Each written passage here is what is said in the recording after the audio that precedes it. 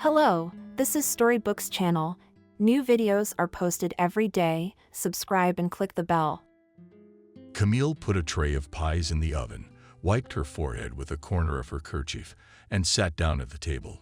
Leaned back in her chair, she led the kitchen with her gaze, assessing the results of her work. Soup ready, cutlets on fried. Mashed potatoes on mint wrapped in a warm shawl, resting on the edge of the stove.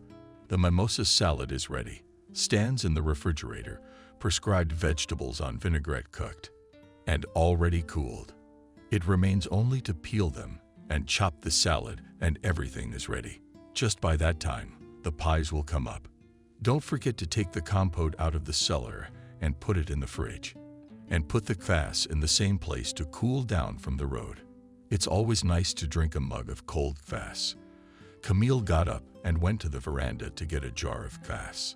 It was cool on the veranda and a light breeze blew through the closed doors. Hearing the curtains, it lightly rubbed anything hung on the door against the flies. Camille leaned over to tighten the corner, the curtains, and when you saw that from the gate to her porch walks neighbor Emily. "Hello, Camille." The woman greeted her. "I see you've been on a roll this morning. You must be expecting company." Camille, on the side, let the neighbor into the house and carefully held the net on the door behind her. "I don't want any more flies in the house." "Hello, Emily," she nodded. "Come to the vase, I'll pour. I have guests tonight." "Yes, that's right. You guessed it. The kids are coming." The neighbor sat down to the table and nodded. "Thanks to a mug of kvass." I looked at the kitchen. "They're not coming alone, are they?" she asked. "Are they bringing friends or bridegrooms?" "No, not alone." Camille shrugged. "They didn't say anything like that, at least. Though they might pick up someone at the last moment. With them it happens so where, what only uncooked." Emily wondered. "You could feed a company of soldiers here. Do you think it's too much?" Camille said doubtfully. "I wanted to chop up some vinaigrette. Evelyn likes it. No problem. If they don't eat it tomorrow, I'll take it with me.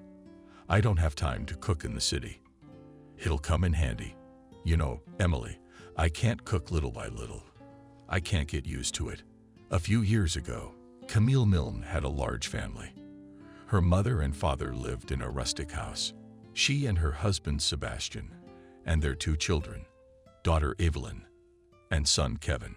3 generations under one roof lived peacefully, friendly, happy, and prosperous.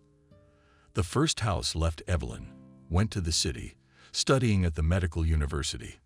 The girl from the age of 10 dreamed of becoming a pediatrician, and diligently went to the realization of his dream. Camille and Sebastian consulted with their parents and bought their daughter an apartment in the city, so she wouldn't have to go to the hostels, a one-room apartment. But it's enough for the girl for the first time. And then how will she get married? Let her and her husband think how to expand. The older generation decided. 2 years after Evelyn left, Camille's mother died. She suddenly went to bed one day and never got up again. The woman was only 74 years old. She had never complained about her health, so her death came as a surprise to the whole family. Hardest of all, Camille's father experienced her mother's passing. He married her when they were both 17 years old and was used to being close to her all his life. The death of his wife was a serious blow to the old man. After the funeral, he noticeably gave up, began to complain often. Then the heart, then the legs, then the lungs. Grandfather smoked. From the same 17 years and after the death of his wife, he began to cough a lot, above with a squeak and with a thick mouth. He outlived his wife by only 11 months. He passed on. After burying both parents within a year, Camille bolted. Without her father and mother, the house began to feel empty, and her heart grew dreary. She wasn't used to being separated from her parents for long. They almost always lived together, but life did not allow her to be sad for long. First, her son Kevin graduated from high school. Exams, graduation, moving to the city. All these troubles took over the woman. Then Evelyn graduated. Graduation again, state exams. graduation, job hunting. And then Sebastian's husband suddenly fell ill. What he was complaining about, I couldn't understand. Somehow it was bad, but I can't explain, as he said. Here and there the office would pull, and then everything seemed fine. Camille made her husband undergo a full examination at the hospital in the district center. However, it did not bring clarity. Not that the doctors in the rural clinic were not too qualified, not that the equipment did not allow to conduct the necessary research. It's unclear. Sebastian, meanwhile, it's a big blow, and looking noticeably worse than before. The Milne couple went into town. Evelyn took in her father's appearance. She got all her fellow students and university professors on the horn. She pushed for appointments at the most modern clinics, examinations, and the best equipment. Eventually, the cause of Sebastian's poor condition was identified, but it brought no joy to anyone. Oncology. A malignant tumor in the intestine, which metastasized to many parts of the body, including the bones. Sebastian was prescribed treatment, but warned at once that it is more supportive to remove cancer from the body at this stage is impossible. But to prolong the life of the patient for a couple of 3 years can still be tried, and they tried on injections of chemotherapy and regular radiation. Sebastian Milne lived for another 3 years after his diagnosis. In the last months, he did not travel anywhere, did not leave the house further than his own yard, and often did not get out of bed at all. But before that, he remained quite active. He worked, socialized with his relatives and children, put his affairs in order.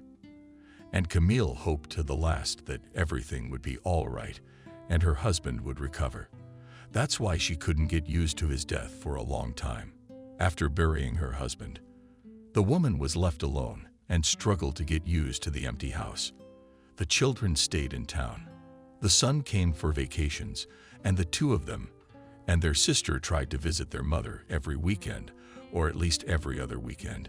Camille always prepared diligently and happily for their visit. Sometimes the children brought friends with them, and then the house would come alive again, becoming noisy and cheerful. The woman loved such visits most of all, and always secretly hoped for them. And she always cooked in abundance just in anticipation of possible friends and friends of Evelyn and Kevin. The company of young people always lifted her spirits, helped her to keep herself in tone, and not to slip into the abyss of depression. This time, the children came alone. And judging by the look on their faces as they unloaded from the car, they'd had a little argument on the way, or at least a serious argument. Evelyn ran up to her mother, gave her a hasty peck on the cheek, and immediately spoke. "Mom, but do you have any idea what he's come up with? It's impossible." "Yes, wait." "Literature with good-natured mockery," said Kevin. "Let us at least say hello first." He was 5 years younger than John, but in some unfathomable way he managed to behave with her as if she were a little sister. Kevin leisurely approached his mother, hugged her, and kissed her on the cheek. "Mommy, hello," he said affectionately. "It's all right. I'll tell you everything.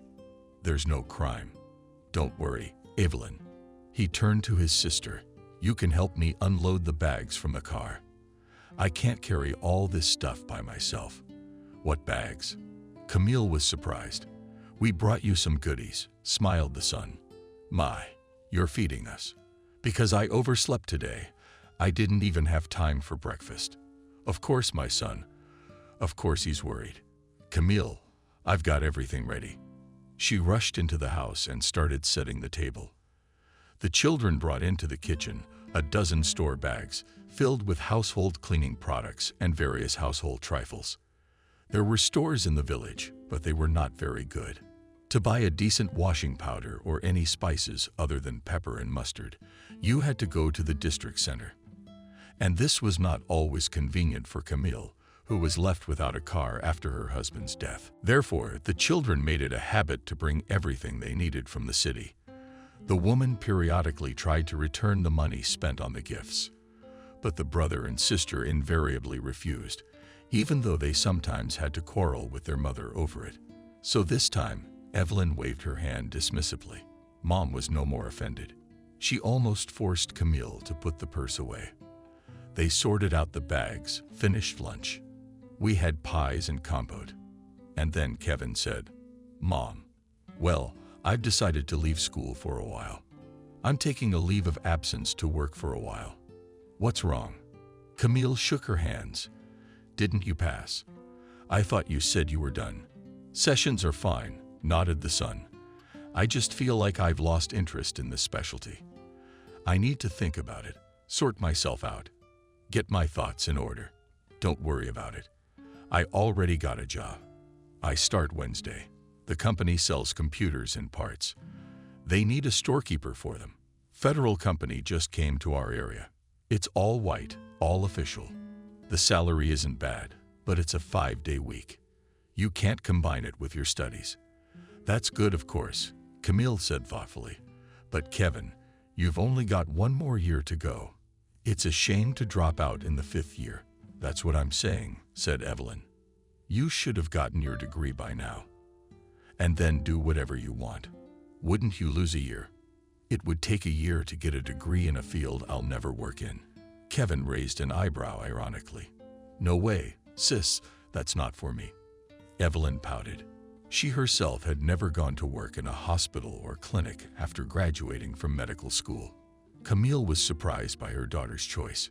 She remembered that Evelyn had been planning to become a pediatrician since the 5th grade, and all the time she had been in school, she had paid extra attention to the subjects she would need for admission. But Evelyn was able to explain her position to her mother. "You see," she said, "I love kids and I'd love to work with them, but every kid has a parent. And that's a living hell. There's almost no one with any sense. They all think they're smarter than the doctor all the time. They argue and make up their own diagnosis. They don't agree with the treatment. They complain. What did you give them? Not the drug they wanted. Or you gave them a massage, and it's inconvenient for them to go to it. Today, all parents treat their children or advice from the internet, or on the precepts of their grandmothers with the help of folk medicine. And it is still unclear what is worse: Baba baby to feed from 2 months or mother's milk to wash his eyes. Yes, wash to cataracts. And then the pediatrician is to blame. Did not warn Mom. I have no nerves are not enough to work with such parents." Evelyn had time to evaluate the parents of her future patients during her university internship. And then, having received her diploma, she went to the courses of a massage therapist. Having learned the basic techniques of massage, she began to practice on acquaintances, friends, former classmates, and even her own brother. Gradually, she improved her qualifications, mastering, in addition to the general, strengthening, and relaxing massages, also cosmetic, anti-cellulite or drainage, promoting weight loss sports, and even therapeutic. With the acquisition of new skills grew on the client base of the girl. Sociable, cheerful, shallow with strong hands, with a medical background. Evelyn quickly gained clients, and soon she didn't even need to advertise her services. She was passed from hand to hand, recommended as an excellent specialist. It was not uncommon for families to have her services. Evelyn was making a great living. She renovated the apartment her parents bought. She had done excellent repairs and bought new furniture. She regularly helped her mother and brother with money. And in the last year, she had been thinking about buying a car. It was difficult to get around to clients who lived in different parts of the city. Taking public transportation was becoming increasingly inconvenient. In general, Evelyn thought that life was successful, and she had chosen the right profession. What's not working in her specialty? So now Mom is a girl, poked in the direction of her brother, and turned to her mother. "Mom, I'm telling you for sure. If he goes to academy now, he won't come back to university. So at least he'd have a diploma, even if not to work on it, but still a higher education." Nick from, "What makes you think I won't come back?" My brother was surprised. "I just want to think about whether I need this higher education and whether I need to go back there. We have a couple of majors related to mine, and I can transfer there, or I can go back and finish my studies here. I don't know yet. I'm telling you, I need a break." Camille sighed. She understood why her son had made this decision, and she also understood that there was nothing she could do to help her boy. He has to deal with this stage of life on his own. Evelyn is not big, the woman said tiredly. If Kevin has decided so, then so be it. He's a grown-up guy. He's already capable of taking responsibility for his own decisions. Let him do as he knows how. Thank you, Mom, Kevin said with feeling. I was sure you'd support me. In the evening, after putting the children to bed, Camille sat on the porch for a long time looking up at the night sky. She was unhappy with her son's decision to leave the university, but she realized there was nothing she could do about it. It was useless to persuade him, and there was no point in forbidding him. Kevin was long past the age of prohibition, and so was Evelyn. Camille was sure that her son would not return to his studies, but the only thing she could do now was to support his decision. She hoped that with a year's sabbatical, she would be able to convince him to get his diploma. She could think of no other solution. Camille understood what was happening to her son until now. Even though it had been 2 years, he had not been able to cope with his father's death. In the Milne family, Sebastian was the real head of the family. His authority was unquestionable. He was by no means a domestic tyrant. The man treated everyone in the household with respect. He took care of everyone, equally tried to make sure that his loved ones did not need anything. In any situation, he listened to the opinion of each of his relatives. But the last word always remained with him. That's just the way it was. Camille was not a downtrodden housewife at all. She worked because she wanted to work. She ran the household as she saw fit. She didn't have to account to her husband for expenses, free time, and child-rearing methods. It was just that she, like everyone else in the house, had gotten used to having Sebastian, the hope and support, the very linchpin around which the whole family paid. He knew how to do any job without dividing it into men's and women's work. He was able to solve any problems from material to mental. Next to him, it was always reliable and calm.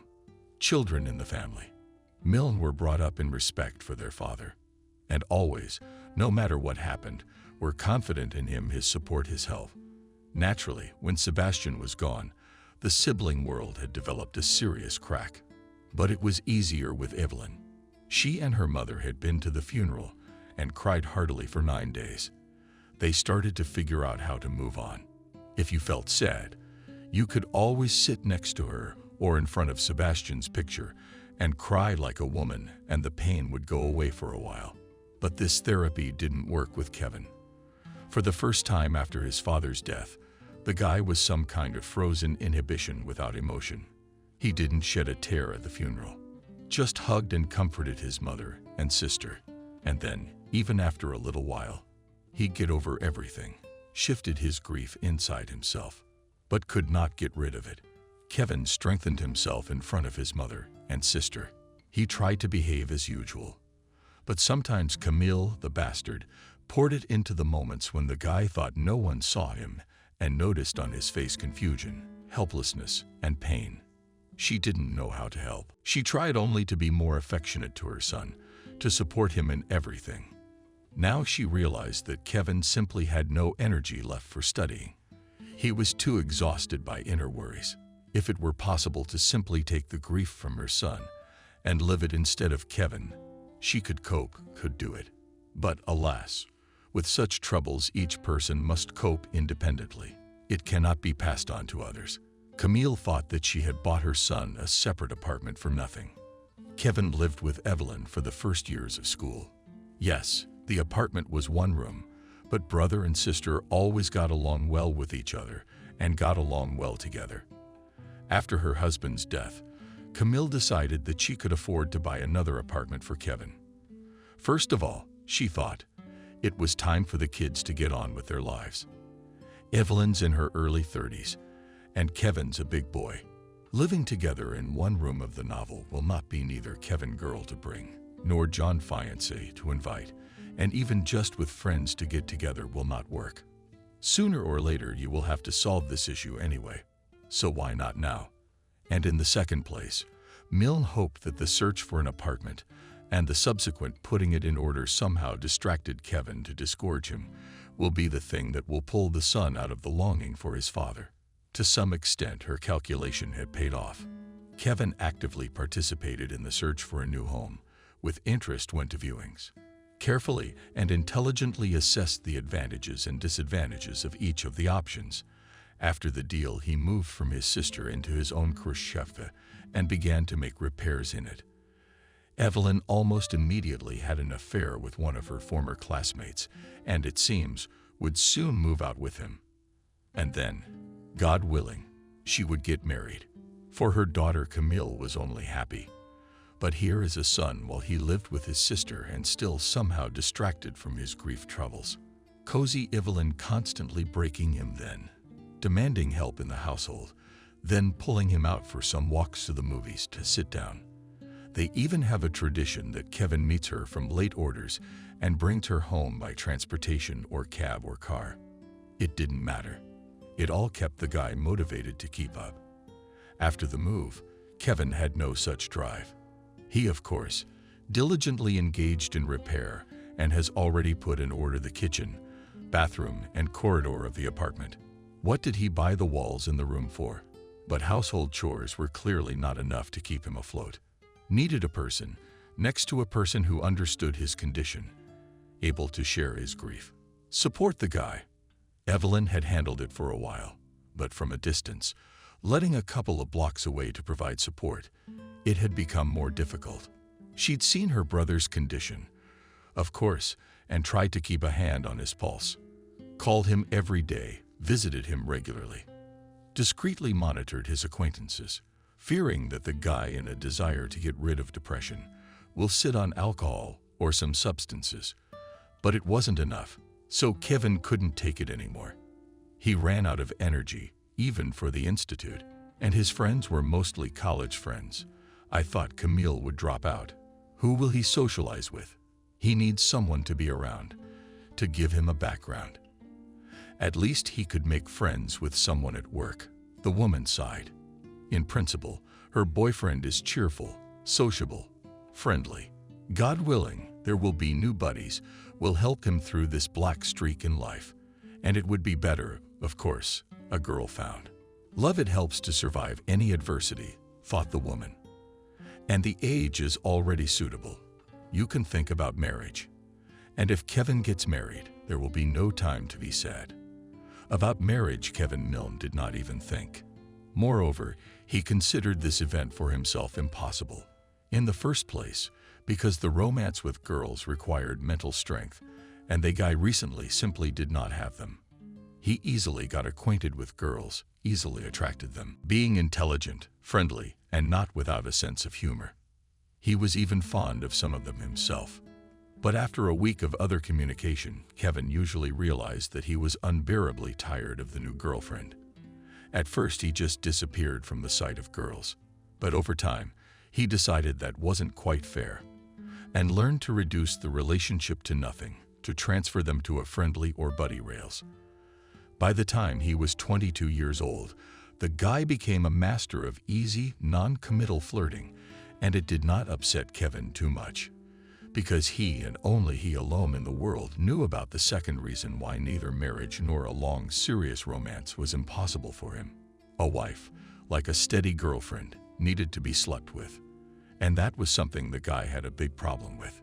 Kevin found this out when he was in his second year of study. Previously, girls were not of much interest to him.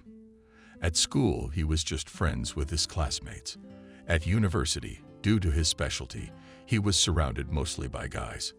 There were only 3 girls on their course, and all of them were already taken by the end of the first year. Kevin could probably hit it off. One of them would start right away. But for the first year and a half, the guy was busy just settling in at uni. Yes, and in general to adjust to city life. And then you couldn't count on classmates. It was Kevin who first fell seriously in love. By the middle of the second year with Jenna, he met at a student party and was conquered by her at first sight. The girl was not a stunning beauty, but there was something in her features, in her lively pilot, in her slim and agile figure, something that intentionally drew Kevin's gaze to her. Light, cheerful, spontaneous, mischievous.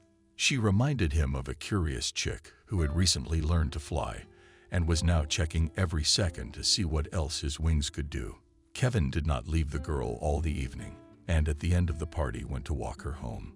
In the end, the guys walked until the morning and parted reluctantly, feeling that not everything has not yet told each other. They started dating. They spent all their free time together. Kevin brought the girl to his sister's house several times. He himself was at her house, met her parents, and even became friends with her younger brother. Walks, dates, and a kiss. A few months went by. One day, Jenna invited Kevin over for a sleepover. Her family was going to visit relatives for the weekend, and the apartment was vacant. Kevin bought flowers and a bottle of wine and flew to the girl as if on wings, not suspecting that this evening their romance would end ignominiously. The dinner went beautifully. But when the young people were in bed, it turned out that Kevin was completely unfit for sex. His body refused to respond to Ken's touch and caresses. Jenna already had some experience in sexual relations, so she tried to excite the guy as much as she could. But after half an hour of effort, the girl just cried and screamed, "You lie to me all the time," she howled. "You don't like me. You don't really want me at all. You think I'm ugly." Kevin was shocked at his own body's betrayal. He liked the girl. He was in love with her, fascinated by her. He wanted to want her. And he categorically did not understand what was happening. Attempts to calm the girl down had gotten him nowhere. Jenna simply kicked the suitors out the door, barely letting him get dressed.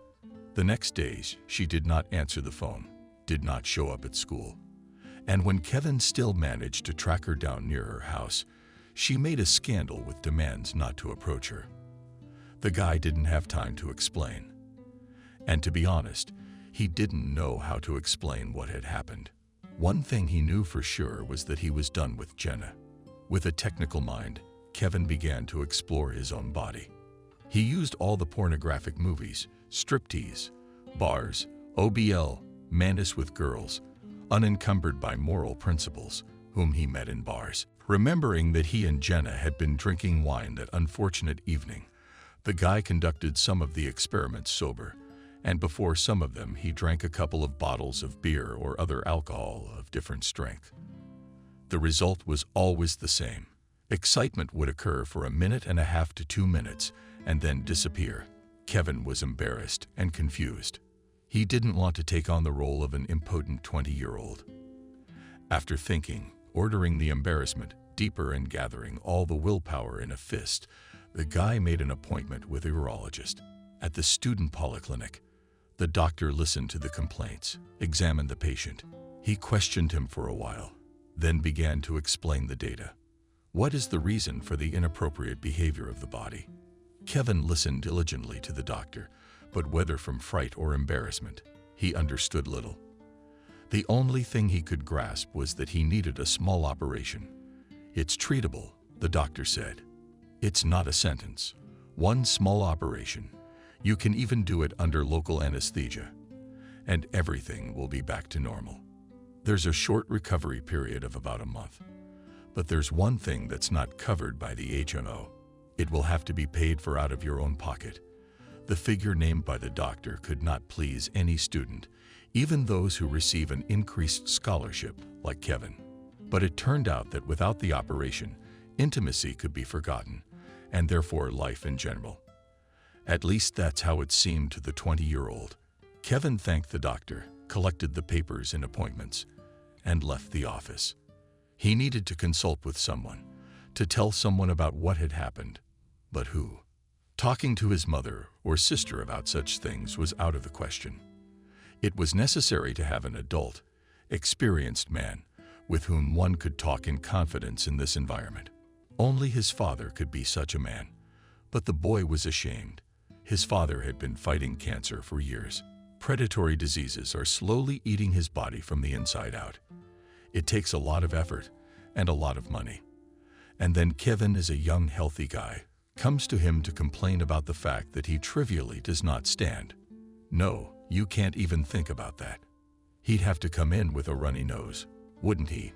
And if his father gets the seriousness of the problem and gives him money for the operation, where would he get it? Take it away from his treatment. That's the only way. Kevin didn't like that option. On the other hand, maybe he could do without the money. Maybe Dad would just tell him what to do, how to behave, where to find a cheaper clinic, how to get back in touch with Jenna. Just sympathize. Heck, that would be a huge help to Kevina already. While the guy was thinking about what to do, Sebastian Milne died. The problems of sex went to the background and reminded of themselves only a year and a half after the funeral. Kevin, tired of fighting the darkness inside alone, agreed to a friend's invitation and went to some party. After getting pretty drunk, he found himself on the balcony of someone else's apartment, hugging a strange girl, going on a bender. He thought, have a drink, go wild, spend the night with this girl. Why not? He listened to his body and remembered why not. His body was behaving as usual, not wanting to get aroused. Kevin, how'd you get rid of the girl? Did you go home?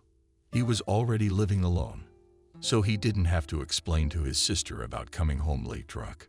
Kevin spent the next month researching the city's logical and anthropological clinics. He made appointments and underwent examinations.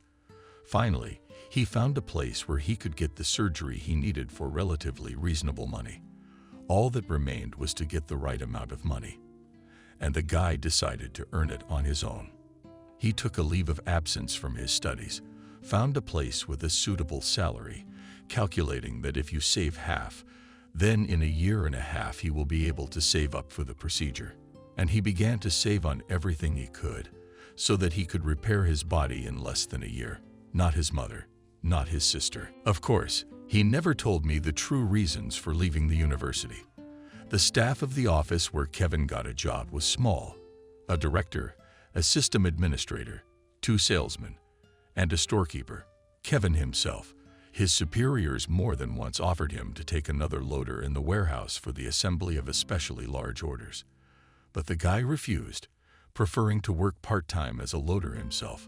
He needed the money, and there were not too many orders so far, and it was quieter to pick up the goods yourself and release them yourself. You know for sure that there will be no confusion. Kevin quickly established good relations with his colleagues. He became especially good friends with one of the salesmen, Robert. The guys were the same age and bonded over their love of gothic culture, dark metal music, horror movies, and thriller games with relevant themes. For some reason, after his father's death, Kevin felt an interest in this culture. Not to the extent, of course, to dress up in black hoodies and call himself then in the external entourage. He did not see the appeal, but the theme of death attracted the guy. Robert, on the other hand, despite his gothic leanings, was a cheerful and friendly young man. Like Kevin, he was a newcomer, but he had not yet found a place of his own. He rented a room near the office and was always jealous of his buddy and his separate apartment. "You're a lucky man, Kevin," he said. "Your own place. It's a fire. You can bring girls over every day. But my landlady is like a Cerberus. Even if you invite someone to visit, she walks around, eavesdropping, afraid not to make any noise. No romantic atmosphere, you know. You don't appreciate it. What you have, you don't appreciate. Where do you get those girls?" Kevin joked. "From the customers. We only have mostly men coming home. I drive a car, you can't get acquainted on the bus. I'm at my mom's on weekends too. We're online dating," Robert proclaimed. "It's the most modern and stress-free way, I'll tell you. There are several city entertainment portals. They're often timed. It's like you and me in an ICQ on work correspondence. Only there is a conversation for several people at once. Whoever wants to come in and talk. That's where you get to know each other. If you like a girl, you set a meeting. And then it's a matter of technique. There's just one thing, but the girl can be scary." Robert made huge eyes, made a scary face. "Are there any pictures?" "No," Kevin wondered. "Well, not by default. You could, of course, ask for a picture before you meet. You know, like, how will I recognize you?" "Well, it's not like she's gonna send a picture of herself." "Well, whose is it? Maybe a picture of a cute friend. She could Photoshop her own." Or maybe just send a good photo of her from a good angle. You know, there are some people who look hot in photos, but in real life, they're mama. Kevin laughed, then said, thinking, but if the girl herself is interesting, and it is pleasant to communicate with her, then let her look as she wants. Well, yes, you can just socialize, Robert agreed, but you don't have to meet for that. We correspond at least every day, and that's all there is to it. By the way, there are many of them there too, who do not want to get acquainted, but just want to chat. Let me write you the address of the site. You'll see for yourself. That same evening, Kevin went to the chat room and a week later realized that he was suddenly drawn into such communication. It turned out that he didn't even realize how much he missed the opportunity to just talk to people about everything that was on his heart.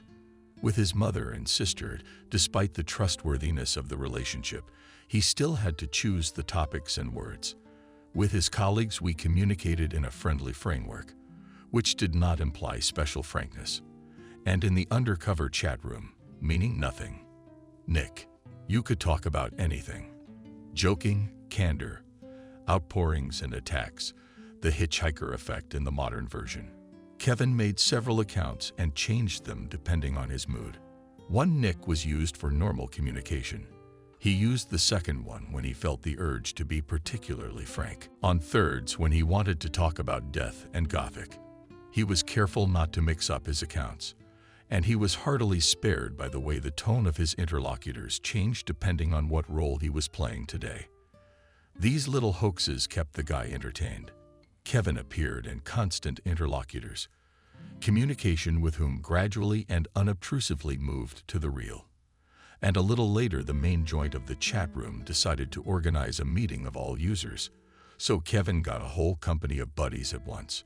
It turned out that the site recorded mostly young men and girls about his age, students, yesterday's school children, university graduates. They quickly found a bunch of common topics and interests. They organized activities together, from going to the movies to trips to the mountains. They helped each other with their studies and work.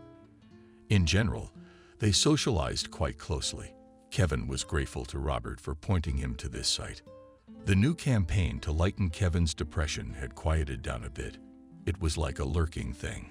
It seemed to him that he had quite coped with his condition and his longing for his father, and things would only get better from here on out. One thing bothered the guy. The sum for the operation did not want to accumulate. There were always some unforeseen expenses that forced him to get into his savings and take out a part of it. The car needed urgent repairs. The refrigerator broke down, and he had to buy a new one. Then his mother got sick and needed to buy her medicine. Kevin diligently continued to replenish his piggy bank, but the rate of savings did not please him. However, he reasoned, there was nowhere to hurry. Doctors said that you can operate up to 40 years old, and the girl, for whose sake it is worth going under the knife, he still has not met. So the guy just continued to work in his chosen direction. From the university, he was listed at his own request, and I said triumphantly, said Evelyn, having learned about it. Well, if you so choose, sighed her mother upon receiving the news. After all, you can recover if you think you can. Kevin suspected that he would not change his mind. After working at the company for a little over a year, he was surprised to see that a college education was not necessary at all to make good money, and it was not even necessary to hold managerial positions. More important was knowledge, the ability to quickly navigate a situation, to work with people and be responsible for everything you do. Diplomas were secondary. Having realized this, Kevin finally stopped worrying about the fact that he left the university. It seemed to him that there was nothing to worry about anymore. Everything was going according to plan, as he had planned, and everything would be all right in the end. At that time, Kevin did not know to what extent he was wrong. The chat room user meetings became a regular occurrence. They met once a week on Saturdays in a small bar with billiards and music. The composition of the participants was different each time. Someone could not free a day off to go to the bar. Some, on the contrary, were at the meetings every week. New participants came, old ones dropped out. It was not uncommon for private members to bring some of their boyfriends' friends, girlfriends, wives and husbands, young relatives. Kevin took a cup with him to the meetings several times. His sister's personal life still wasn't working out, and the guy thought that some of the guys in the chat room might be quite suitable for her as beau. Evelyn was not impressed by the guys, but found at the meeting several clients for massages, as well as a couple of girlfriends, with whom she then actively sat in clubs and parties. So Kevin decided that the trip had not been in vain. One day someone brought Wendy to the bar. She said she'd come with a friend. She had recently registered on the site and was shy to go to a general meeting with a crowd of strangers, alone. The friend ended up spending about half an hour at the bar and left, while Wendy stayed. She introduced herself to everyone as Wendy, but calling her anything other than Wendy was impossible. A short pooch with funny round glasses, perky curls sticking out of her hair in different directions. She gave the impression not of a grown-up girl, but of a mischievous little girl. Kevin wanted to take care of her, put her on his lap, feed her semolina, wrap her in a blanket, and tell her stories until she fell asleep. The touching and funny girl turned out to be, however, not a bad conversationalist. She was in her third year of pedagogical school. She was going to teach algebra and geometry.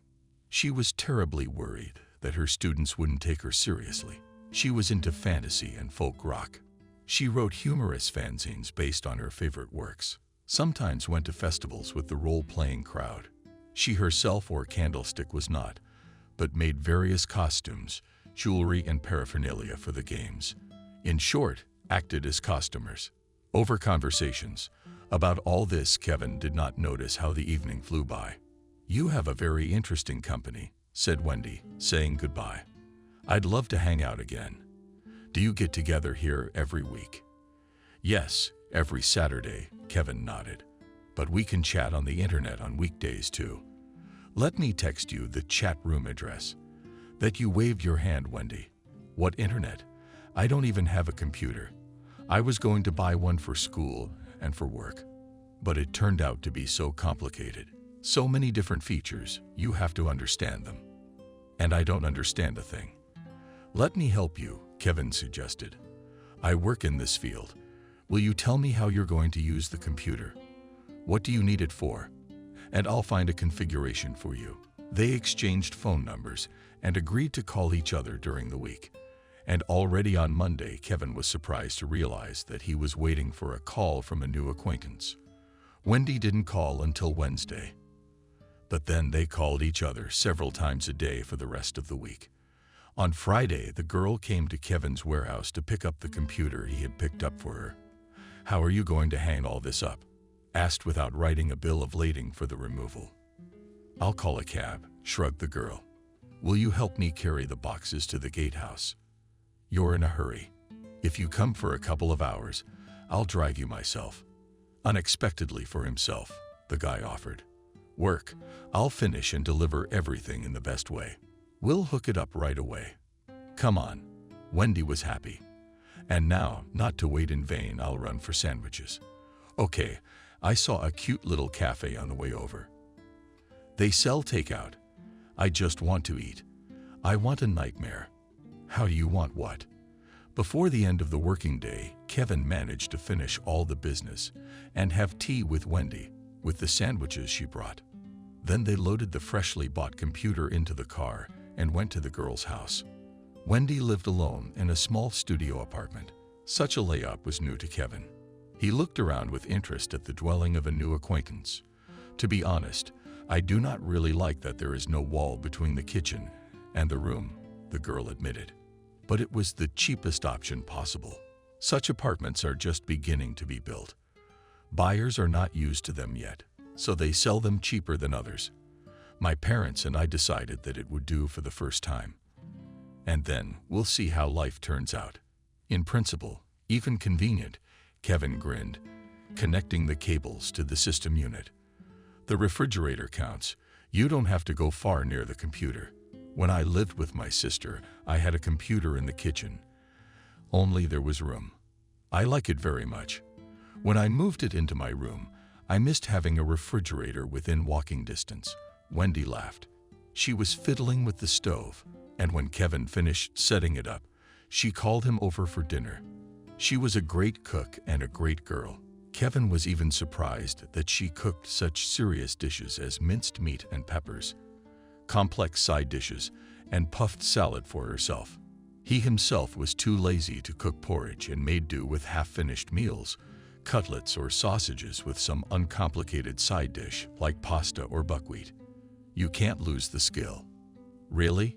Wendy explained to him when he expressed his surprise. And if you floss for a few months, you'll forget all the recipes. I try not to let that happen. You're a hero, Kevin said with feeling. I'm not capable of that. It's nice and cozy. The food is good. I don't even want to leave. So just stay, Wendy said and put her hand on his arm. The girl's intentions and expectations were clear in her gaze. Kevin stirred. He liked the girl very much. He was attracted to her, but he suddenly imagined what would happen if he stayed the night. He would get into bed with her, respond to her caresses, and after a while he would run away shamefully under the shouts of awe. So you don't want me, you lied. You think I'm a homeland. He shuddered. Wendy's in a private party now, thought he suddenly told some of the girls there. Word will get out. Yeah, they'll think it's inferior to make fun of him. That's just what was missing. Wendy sensed the change in his mood and asked wearily, "Something's wrong." "I thought you liked me," Kevin nodded. "It's just that, Wendy, I like you a lot," the boy said, deciding to be frank. "I'd like to do more than just stay one night. I'd like you to be my girlfriend." Wendy's eyes flashed joyfully with embarrassment. A smile appeared on her face. "Oh, really, Kevin?" "Yes, Wadley," he pronounced. "But you see, here's the thing. I can't have a serious relationship right now. I'm having some health problems, and my whole focus is on them right now. I need to finish my treatment, and then I'll be ready to think about having affairs with girls, that is, with you. And it's a little awkward for me to offer myself to a girl who's a sick inferior." He shrugged his shoulders with an embarrassed grin. "Something venereal." "Anxious?" asked Wendy. "No, not at all," Kevin laughed. "From that point of view, I'm perfectly healthy. I can submit any certificates. If you want, it's different. I won't detail it. I'm really embarrassed. A young guy with sores. But I promise you, in 2 or 3 months it'll be over. And then, if you're still interested, of course, I will be," Wendy said firmly and nodded as if to confirm her words. "I'll wait. In the meantime, we'll just hang out as good friends." "Of course," Kevin laughed lightly, stood up and hugged the girl. "But I'm going now." "Okay." He drove home and pondered what to do next. He didn't have enough money for the operation yet. He needed about 2 times his salary. He could try to borrow from one of his buddies, even from Robert. He'd mentioned more than once that he was saving most of his paycheck without knowing what for, or take out a loan. He's got the seniority now, or even ask for a loan at work, and that he's in good standing. The director should go along with it. If you get the money in the next couple of days, you can start preparing for the operation next week. All the tests can be done in a couple weeks, plus weeks of hospitalization, maybe even less. Then a month for recovery, just the 2 months he'd promised Wendy. Kevin feared the girl wouldn't wait any longer. Of course, she assured him otherwise, but who knows about young girls? She was only 20. For her, perhaps 2 months seems like a prohibitively long time. Meanwhile, he didn't want to lose the girl. Kevin spent the whole weekend researching the websites of various banks. The interest rates on consumer loans seemed ridiculous. He would have accepted them, but the banks thought the amount he needed was too small.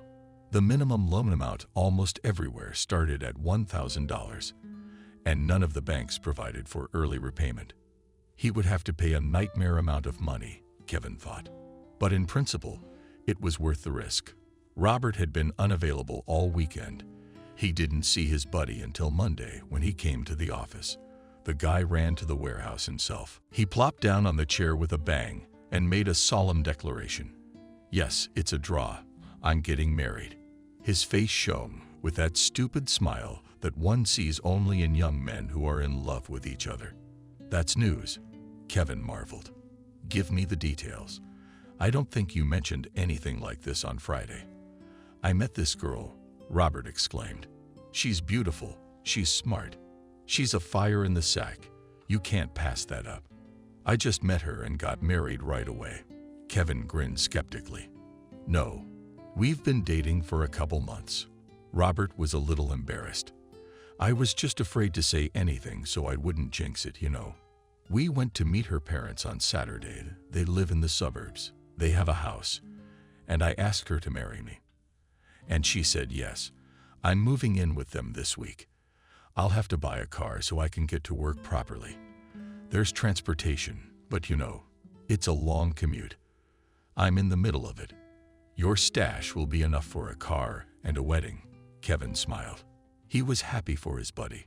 Well, as long as it's for the car. Robert was a little confused, but I'll make enough for the wedding. What's that?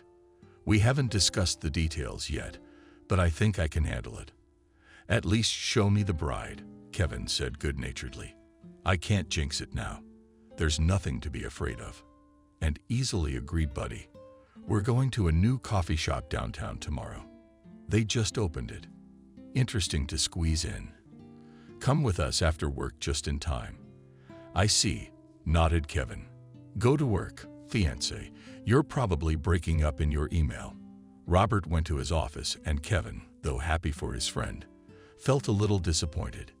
He couldn't borrow money from him now. He needed the car, the wedding more than he needed the money. He'd have to bow to the principal, and the principal was surprisingly okay with it, even when Kevin said that he needed the loan for medical treatment, and once he got it, he would go on sick leave for a while. The supervisor didn't object. He promised to prepare the documents and told him to come for the money tomorrow. And added lastly, by the way, we have not been on vacation once in a year and a half. That's just how we'll get you a vacation. During this time, you will solve your health issues. And you won't need the vacation money. I don't know if there's any unforeseen expenses. Yeah, they were a little shocked. Turns out it was all so simple. Encouraged, he called Wendy and invited her to go to the coffee shop with him tomorrow. The girl happily agreed. It was agreed that he would pick her up after the lecture and take her to dinner. The hall of the coffee house was almost full. But Robert somehow managed to find a free table. When Kevin and Wendy entered the room, he was already waiting for them. He jumped up from his chair. The guy waved at them, and the guys started to make their way over to their buddy. "Are you with the lady?" Robert exclaimed. "Why didn't you tell me? I wouldn't have worried that you'd be bored with us. What's your name?" "Lady?" Wendy said sternly. "Nice to meet you. The lovely Wendy. And here's my fiancé. Please love and applaud." Large, tall, he blocked with him the chair that stood by the table. Robert now took a step back and pointed haughtily at the girl sitting behind him. Kevin turned around, and the words froze in his throat. Sitting by the table, smiling sweetly, was Jenna. They didn't advertise their acquaintance, but at the end of the evening they got a few minutes to talk privately. "Coincidences happen," Jenna said thoughtfully. "They do," Kevin nodded. "Are you and Robert serious?" Jenna raised an eyebrow and looked at the guy with an uncertain expression. "Why do I ask? Did the other guy rush into it? If yes, then you and I will have to communicate from time to time. We're good friends, and if I start avoiding you, will it cause bewilderment or something?" "No problem," nodded Jenna. "After all, what did you and I have? A failed affair. It's been a few years. Who could care about that? We won't be best friends, of course," the girl grinned. "But we won't need to be. Right?" "Right," Kevin sighed in relief, although the words about a failed romance had hurt him a little. He figured that the easier Jenna made it to relate to their past, the better. "Who's the girl with you?" Jenna suddenly inquired. "A coworker too? Or did you just bring her along to complete the package?" "That's my girlfriend," Kevin said seriously. Denise made a perplexed grimace. But then Robert and Wendy returned to the table, and the conversation had to be curtailed. Kevin drove Wendy home. They talked and kissed for a long time in the car, and parted only at midnight. He was on his way home, happy and elated. The previous evening the boss had given him a loan, and Kevin even had time to call the clinic where he planned to have the surgery and make an appointment. His vacation was to start in a day and stretch for almost a month. Just enough time for the hospitalization, to prepare for it, and to rest. Kevin could hardly believe that just a little bit more, and he would become a full-fledged man. Gone would be all the complexes that had plagued him for the last few years. Gone would be all the awkwardness with girls. A happy life will finally begin. Especially the girl for this happy life he seems to have already found. Kevin parked in his driveway, thinking happy thoughts in his head. As soon as he stepped inside, he was accosted by a first-floor neighbor from the apartment below him. Kevin lived on the third. There he appeared, finally over the property neighbor from the doorstep. "Where the hell have you been, Kevin? Half of the entrance is waiting for you without water." Kevin froze on the landing, and the neighbor has already dragged him into her apartment. "Look how you flooded me," she said indignantly. "The whole ceiling in the bathroom fell down." "What the hell is that? David, did you kill the whole renovation?" Soon the situation became clear. In the morning there was no hot water in the house.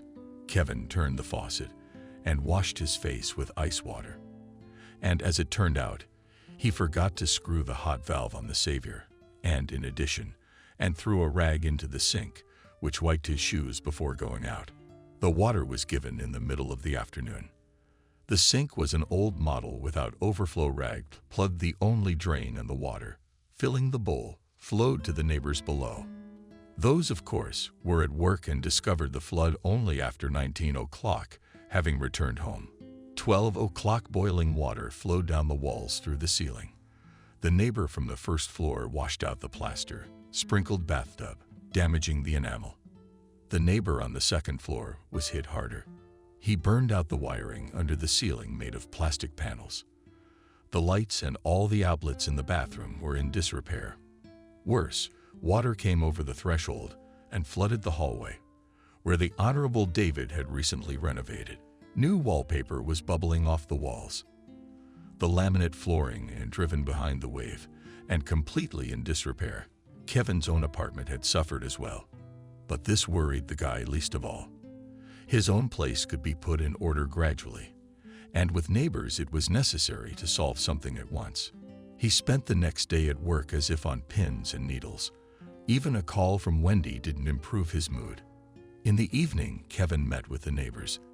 They calculated their losses and the future costs of putting the apartments in order and provided estimates. Kevin argued with some of them, but agreed with most of them. The troublesome Vanessa from the first floor and the arrogant David from the second floor. Despite their complicated characters, they were men of integrity, and they didn't try to rip off the hapless guy. Kevin took the money to the neighbors, gave each of them money in accordance with their advice, accepted the receipts, which David insisted on, and said that the settlement was made. No complaints, and closed the door behind the visitors, and for a long time looked with empty eyes at the box, in which half an hour ago lay his savings, lay the hard-won sum for the operation, his ticket to a normal life. Now there was a lonely $10 left at the bottom of the box. Everything had to start all over again. Evelyn was finishing massaging a client when she heard the short trill of the phone. A text message. The girl thought. Hardly anything urgent. She finished her work, cleaned herself up, got her paycheck and went home. The client lived in the same yard as Evelyn, so she fearlessly agreed to late visits to her. And now, when the Mashews came out of the entrance, it was about midnight. Evelyn sat down on a bench near her house for a smoke and a break. Remembering the trill of the phone, she pulled the machine out of her pocket and opened a new message, and choked on the cigarette smoke. Evelyn, she read on the screen. If you got this message, it means I'm no longer alive. I can't do this anymore. And the text was Kevin, and it took Evelyn a lot of concentration and rereading it several times to realize what it was about. She dialed her brother's number, but the phone responded with the standard unavailable caller message. She dialed again and again, going up to her apartment, looking for her purse, quickly changing into her sneakers. Knocking on the door of a neighbor she was buddies with who had a car. It seemed to Evelyn that the damsel, time after time bringing the caller, temporarily unavailable, already sympathized with her, but could do nothing. She didn't get through to her neighbor and ran into the yard, hoping to find some random cab or hitchhiker on the street. Evelyn almost ran into her brother's car on the sidewalk. "Is this some kind of joke?" she shouted, almost out of control. The girl tore open the driver's door of the car and saw that Kevin was sitting in the passenger compartment with his head down on the steering wheel. Evelyn grabbed her brother by the shoulders and presented, turned him around and sent him away in horror when she saw the look on his face. Evelyn muttered to Evelyn, "I'm sorry I couldn't." The plan was simple: drive out of town, get to the abandoned warehouses a few kilometers outside of town, accelerate properly, and drive full speed into the concrete wall of one of the structures. The walls there were solid, thick. Kevin remembered that from the times he'd wandered through those warehouses while playing watch. He wrote the message about his sister when he arrived at the site and set the delayed dispatch for 2 o'clock. He reasoned that should be enough time for him to accomplish what he had planned. And even if by some miracle he survived the collision with the wall at 200 hours, the internal bleeding and fractures would put his body in the right state. No medic would be able to get him out. The plan was simple. Only the boy's body didn't agree with its owner's plan. His consciousness was trying hard to end this drudgery called life, but his reflexes were stronger. When Kevin accelerated for the first time, his hands, as if automatically, twisted the wheel to the right a few meters away from the warehouse wall. The guy made several more attempts, but the result was the same every time. He swerved before he reached the saving wall. His body was not going to die, and tried with all its might to preserve his life. "Yeah, I wish I'd brought alcohol with me. I'd have had, say, a bottle of vodka. It would have dulled my reactions, and it would have been easier to crash." But he dismissed the idea of going to get alcohol. Hell knows what could happen on the way.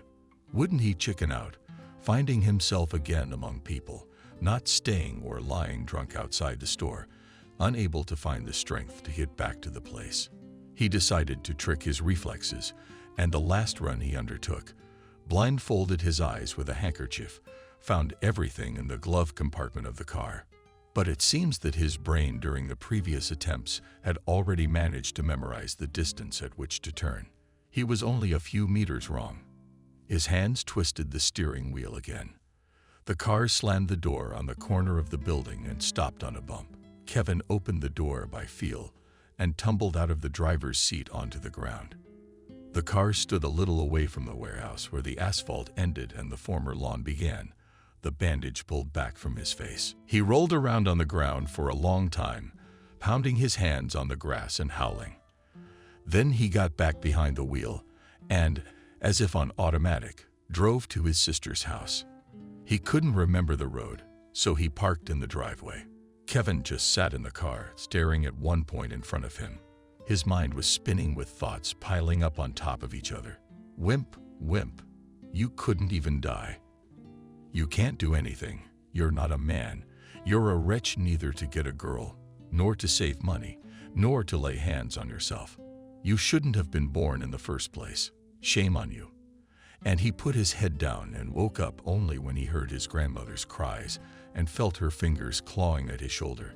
Evelyn almost dragged her brother to the apartment, threw him on the couch from behind the metal across the room, and she sobbed, then shouted some curses, then grabbed Corvalol and Valocordine from behind her. In the end, the girl collapsed on the sofa next to her brother, wrapped her arms around him, and burst into tears. Kevipa sat motionless until the sobs subsided. Then he began to speak in a mechanical, emotional, alien voice. He told everything about Jenna, and about her scandals, and about his sense of inferiority, and about his fear of having relationships with girls, and about his experiments, and about his trips to urology, about his examinations, about his attempts to earn money for surgeries that failed endlessly and tormented him completely, and about Wendy and the loan at work and the flood. Evelyn listened, and when the story was over, she said brokenly, "But you're a dummy, a juvenile dummy." "No, I know it was embarrassing to say. But we are not strangers, Kevipia." So many years of silence, tormented. "But wouldn't I have helped you?" But Kevin didn't hear it all anymore. Having finished talking, he passed out right there on his sister's couch. He woke up the next morning, and at first he was surprised that he was lying in the apartment, fully dressed, covered with a blanket. His head was as dizzy as a hangover, and his body was developing some kind of incomprehensible weakness. Bit by bit, he remembered last night, and to the weakness was added a burning shame. He could not imagine how to talk to his sister now, and in general, how to live on. Kevin listened. The apartment was quiet. Evelyn must have raced off on her own. He had to pull himself together and leave quietly. They'd have a talk to explain, but then they'd do it later. If only Evelyn had the sense not to tell her mother, he thought. Kevin tried to get up, but realized that his body was barely obeying him. His head was spinning. He struggled to sit up on the couch, and after spending less than a minute in a relatively upright position, collapsed back onto the cushion. Getting behind the wheel in this condition was out of the question. "I'll call a cab," the boy thought. He reached for the phone. But then the front door slammed loudly and footsteps sounded in the hallway. Evelyn was back. Kevin squeezed his eyes shut. Let her think he was still asleep. Maybe he'd gone out again. But Evelyn walked over to the couch, crouched on the edge, and put her palm on her brother. The palm felt nice. "Chilly doesn't pretend," quietly said the sister. "I can see you're awake." "It's okay, Kevin. We'll get through this." The boy opened his eyes carefully. Evelyn looked at him with careful sympathy. She was slightly alarmed, but not angry. "I was afraid you'd run without me too." She smiled softly. "That was the thought," Kevin agreed. "That was the thought," Kevin agreed. "Where were you running to?" "Early in the morning. I went to the bank," Evelyn explained. She reached into her purse, which was lying on her lap. "Here's one for you." She took out a wad of money and put it on the pillow in front of Kevin. "I consulted here a little while you were asleep," she explained. "It should be enough for everything, tests, surgery, and even a paid room, if you need it. I was saving up for a car, but then I thought, I don't even have a license. Not yet. And the money's lying around. You need it more." Evelyn. "I, Kevin, am totally embarrassed." "I don't know. I'm embarrassed, and you're embarrassed in general." Evelyn was indignant. "It's embarrassing for me to know that you're tormented and have cockroaches in your head. It's okay for me to walk around wondering when you're going to get hurt next time. No, brother, take the money and go to the doctors. If you're confused about anything, first of all, know that it's not all there is. I still have my savings. And second of all, keep in mind, I'm not here to help you so much. I'm not so much helping you as I am helping my own peace of mind by buying from you. You get the surgery, you start dating your Elena. You marry her. And then I don't have to worry about you." I breathed a sigh of relief. Kevin suddenly laughed. He propped himself up on an elbow, put his arm around Evelyn, and pulled her down onto the couch behind him. She was still dizzy. "Evelyn, you're the best sister in the world." "Feeling," he pronounced. "Thank you. And I'm sorry, I really was an idiot. I'll give you the money. I promise I'll earn it and give it to you. In the meantime, I'll be your personal driver. Do you want?" The operation was a success, and the recovery period was no trouble either. It proceeded in full accordance with the predictions of doctors. Still, Kevin was a little worried, going to the last checkup. But the doctor, having made the necessary arrangements, said solemnly, "Well, congratulations to you, young man. You can lead a normal, full-fledged sex life, but I only beg you not to throw you into all sorts of trouble. We have good wine at our clinic, of course, but it would be better to stay away from them. Kevin laughed and fervently assured from Kulikov that he was not going to indulge in debauchery. Before the first night with Wendy, Kevin was, of course, quite nervous. The assurances of the doctor is one thing, but what if in practice something goes wrong? However, feeling that his body obeyed him and behaved according to the situation, he quickly relaxed, and when Wendy pressed her whole body against him and whispered in his ear, yes, it was worth the wait of a couple months. For the first time in years, he felt completely happy. The relationship theirs was progressing like the best of dreams. The girl was easygoing and fun. She was interesting to talk to. It was easy to organize ventures and little adventures like sudden trips out of town and night rolls around the city. Rosy friends with her were wonderful to spend time with in bed and nice just to be around. Kevin had even almost abandoned the chat room because Wendy was completely enough for him to override his need for trusting companionship. He introduced the girl to his sister and was happy to see them becoming friends. Wendy and Evelyn spent hours on the phone, discussing some of their feminine secrets. From time to time, they went shopping or to clubs or had coffee shop get-togethers. Camille, Kevin also introduced his favorite, and she approved of it. They visited their mother at least a couple times a month. One day on one of their visits, Camille sat her son down beside her and sternly asked, "How long are you going to fool the girls? Are you thinking of getting married or not?" "I think you should," Kevin smiled. "We talked about it, but we decided to wait until Wendy finished her studies. When she gets her diploma, we'll get married then." "All right," Camille nodded. "Are you going to get your degree?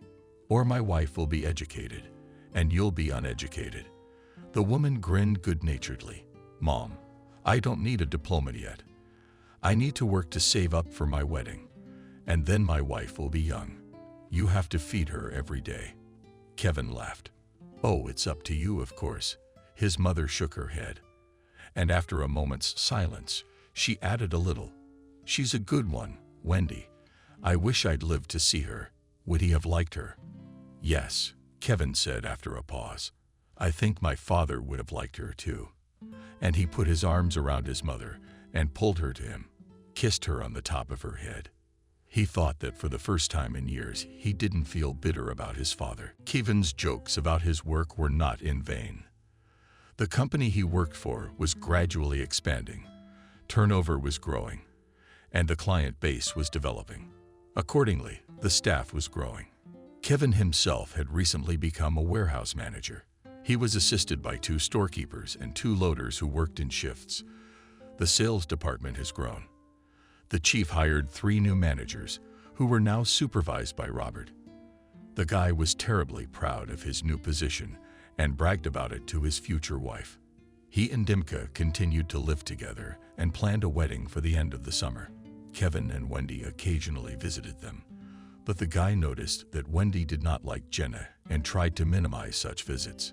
He would bring Robert to his house or meet him on neutral territories, in bars, cafes, at some events like concerts or mundane parties. Kevin didn't really understand why he was acting this way, but he felt better. Right. However, in the middle of the summer, a friend persistently called Kevin to his place. He needed help with the repair of the car, and he timed it to coincide with the weekend. He decided that after the repair work it would be possible to go to the river, to grill kebabs, and in general to enjoy all the delights of summer vacation in the village house. Kevin agreed, but Wendy suddenly opposed the idea. The guy explained as best he could that he had already promised and that it was awkward for him to let his buddies down. But the girl deflated. All through Friday night. By Saturday, they still hadn't made up, and Kevin left for Robert's with a heavy heart. He decided that he would try to finish the repairs as soon as possible, so that by evening he could go back and make up with his beloved. "Yeah, I don't know," Wendy said sadly into the phone. "Maybe I behaved wrongly." "I don't think so, no offense taken. But it's Jenna who's so mean. I can't even explain why, but I don't want them to communicate." Evelyn sighed. She knew why Jenna was nasty, but she wasn't going to tell the girl about it. She would have to reveal her secrets herself, but she was tired of hearing Wendy whine too. "Wendy, it's okay," she said soothingly. "I'm sure Kevin will come over and you two will make up." "Wait, he's calling me. I'll call you right back." Evelyn dropped the call with Wendy and took the call from her brother.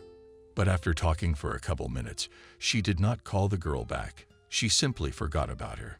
Throwing Petrovka on a house dress and grabbing her purse, Evelyn rashly rushed out of the apartment. Her way lay to the intensive care unit of one of the city hospitals. She was in a hurry, persuading the cab driver to go as fast as possible, but she was too late. When the girl rushed into the ward, Kevin had already died. The whole thing was stupid and ridiculous. It was a hot summer day. Guys fiddling in the garage in the process of repairing the car drained the brake fluid from the system in the first bottle. It turned out to be plastic, greenish 2-liter from under the spike. After a while, already finishing the work, Kevin, thirsty and without looking, grabbed the first bottle. He managed to take 2 big gulps of brake fluid before he realized that something was wrong. Robert immediately clamored to call an ambulance and have them pump his stomach, but Kevin took his concern and the whole situation rather lightly. He went into the bushes, stuck 2 fingers in his mouth, and said that the gastric lavage was finished. From the entreaties to go to the doctors, Kevin only waved away. Future father-in-law Robert, having learned about what had happened, after half an hour offered the guy to drink a glass of vodka. They say, from the toxins contained in the brake fluid. Ethyl alcohol is an antidote. This, by the way, confirmed later by the doctors who came for the guy. Except that the vodka should have been drunk immediately, and after it all the same to wash out the stomach. But the guys did not take this into account. They finished the repairs and started to gather for shashliks on the riverbank. Kevin, citing fatigue, lay down to rest on a chaise lounge in the shade and dozed off. Robert decided not to wake him. He instructed his mother to explain to the guest where they would rest when he woke up. The company went to the shore, and when they returned in the evening, they found the guy on the same chaise lounge. Friends began to push Kevin jokingly. "Here, they say what Sonia overslept. All tasty." The guy opened his eyes, tried to get up, and rising to his feet, collapsed to the ground. He lost consciousness. Here, of course, called an ambulance, but it was too late. From the brake fluid had already spread throughout the body. It had affected all the organs of consciousness. Kevin never came back, and despite the doctor's best efforts, he died the next morning. How could it be, Evelyn? How could it be? Camille stood by the cemetery bed. Until a few years ago, this section of the cemetery had been empty, but now it was almost entirely occupied by her family and her parents and her husband. And now her son. Things had just started to get better, she said brokenly, and there had been a promotion at work, and her salary had gone up. And Wendy, and he'd gotten over his homesickness, and that's what it was all for. To lie here now. Evelyn hugged her mother in silence. She herself was still in shock. Not since the day Robert had called her from the phone and told her what had happened. Not talking to doctors, not funeral troubles, not caring for her mother, could not rouse the girl, and she became as if slowed down, walked slowly, spoke more softly. She looked as if she were looking at something. She couldn't believe her brother was gone. All 3 women close to Kevin had experienced his death in their own way. If Evelyn was in a stupor, Wendy was literally hysterical for days on end. She sobbed nonstop. That subsides a little, then again wanted to sob in the anim. Evelyn asked the girl to go with her to her brother's apartment to pick up clothes for the funeral. But there was little use for Wendy. As soon as they crossed the threshold, the girl would immediately drop to her knees and sob in her voice. Evelyn cost a great effort not to consider her for it. Everyone was unhappy after all. She thought, everyone is bitter and hurting. But there are things to do that no one else will do but us. It takes focus and concentration to see them through. Can't stay out of the way and then. Evelyn was greatly relieved when the company of private citizens who had come to Kevin's funeral took the girl in and drove her back to town the day after the funeral. Camille had fallen into a kind of lingering bewilderment. She hardly cried at all. She behaved as usual. But every minute, every second, she tried to understand what had happened to her son. Why was it so? The woman could not accept the injustice of what had happened. She had to find someone to blame. Every day she had a new theory, and every day she shared it with her daughter. I went to see Kevin at work. I told Camille. The boss was giving the funeral money. And the girl who worked with him told me that his storekeeper wanted Kevin badly enough to take Kevin's place. No other way than he poisoned him. Mom is tired, Evelyn said. God be with you. The storekeeper was not with them that day. Camille calmed down for a while, and then it started again. Maybe that storekeeper, Robert, put Kevin up to poisoning them. Gave him money. For instance, she'd speculate. Well, he'd drop out and Mom would sigh. Evelyn sighed. Robert, Kevin was a longtime friend. He wouldn't do that for money. Besides, it's not the kind of time to be harassed for a promotion. It's not a presidential position either. It'd be something to take the heat for. Camille nodded, but a day later, she was back at it. Didn't the girl who came with Robert to the funeral? I recognize her, she'd say. That's Jenna. Kevin used to bring her here once. I think they were dating. Maybe Robert found out and got jealous, so he slipped her a bottle of poison. Mom, that was years ago. Evelyn struggled to act calm. Everyone had long since forgotten about it. Kevin, Wendy had it. Robert, this Jenna was about to get married. But what jealousy? Wendy, Evelyn. What if it was Kevin himself? Suddenly, Camille said. Wendy said they had a fight before this trip. Suddenly, he was so upset he decided to poison himself. Evelyn's mom raised her voice. Don't talk nonsense. They didn't have a fight, just a little spat. He wouldn't have poisoned himself over it. But Camille wouldn't calm down. She wanted to find out why her son had died. Having questioned everyone who was with him at Robert's, having talked to all colleagues and acquaintances, the woman decided to resort to the help of psychics. Her neighbor Emily told her that in the neighboring village, there is a girl who can communicate with the spirits of the dead. And Camille is going to visit her. Evelyn, tired of arguing, went with her mother. She was skeptical of Camille's ideas, but the idea that Danko might have been poisoned kept her on her toes. She knew, unlike her mother, that the boy had tried to commit suicide once before. Of course, the situation was completely different then, and Kevin's condition was different. But who knows? He was very fond of his Wendy, and maybe their little spat had really hit him hard. Or maybe there was something else in his life that Evelyn had missed. Had she failed to notice and lend a shoulder in time, leading to a tragic outcome? Doubts gnawed at the girl, so she, young materialist, agreed to go with her mother to visit the young media mind. The psychic girl's appearance didn't inspire confidence. An ordinary girl of about 6 years old in a short cathedral skirt, wearing a pink t-shirt with a teddy bear and stompy sandals. Blonde hair tied up in 2 short axe bridges appeared on the sides of her face, cheeks, and plastered with watermelon. It's a crumb of a medium. Don't be ridiculous. However, the girl, seeing the guests, got out from behind the table, took Camille by the hand and led her into the room, nodding to the giver, followed by seating the guests. The girl went out and came back in a couple minutes already clean and hello, Aunt Evelyn. Hello. Camille said it politely. How do you know our names? Camille was surprised. No, he said. Shrugged her shoulders. He said you were coming. What else did he say? The woman wondered. He said it was nobody's fault. It's just the way things are, said the girl.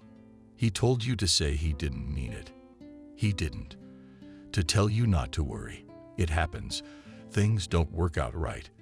And he also said that Uncle gets upset because you worry makes him uncomfortable and hurts. Camille nodded. Then she cried, and Evelyn, rummaging in her purse, took out a handkerchief and handed it to her mother. The girl medium slipped out of the room and returned with a glass of water. Drink it, Camille, she said sternly. And stop crying. You can't drown them with your tears.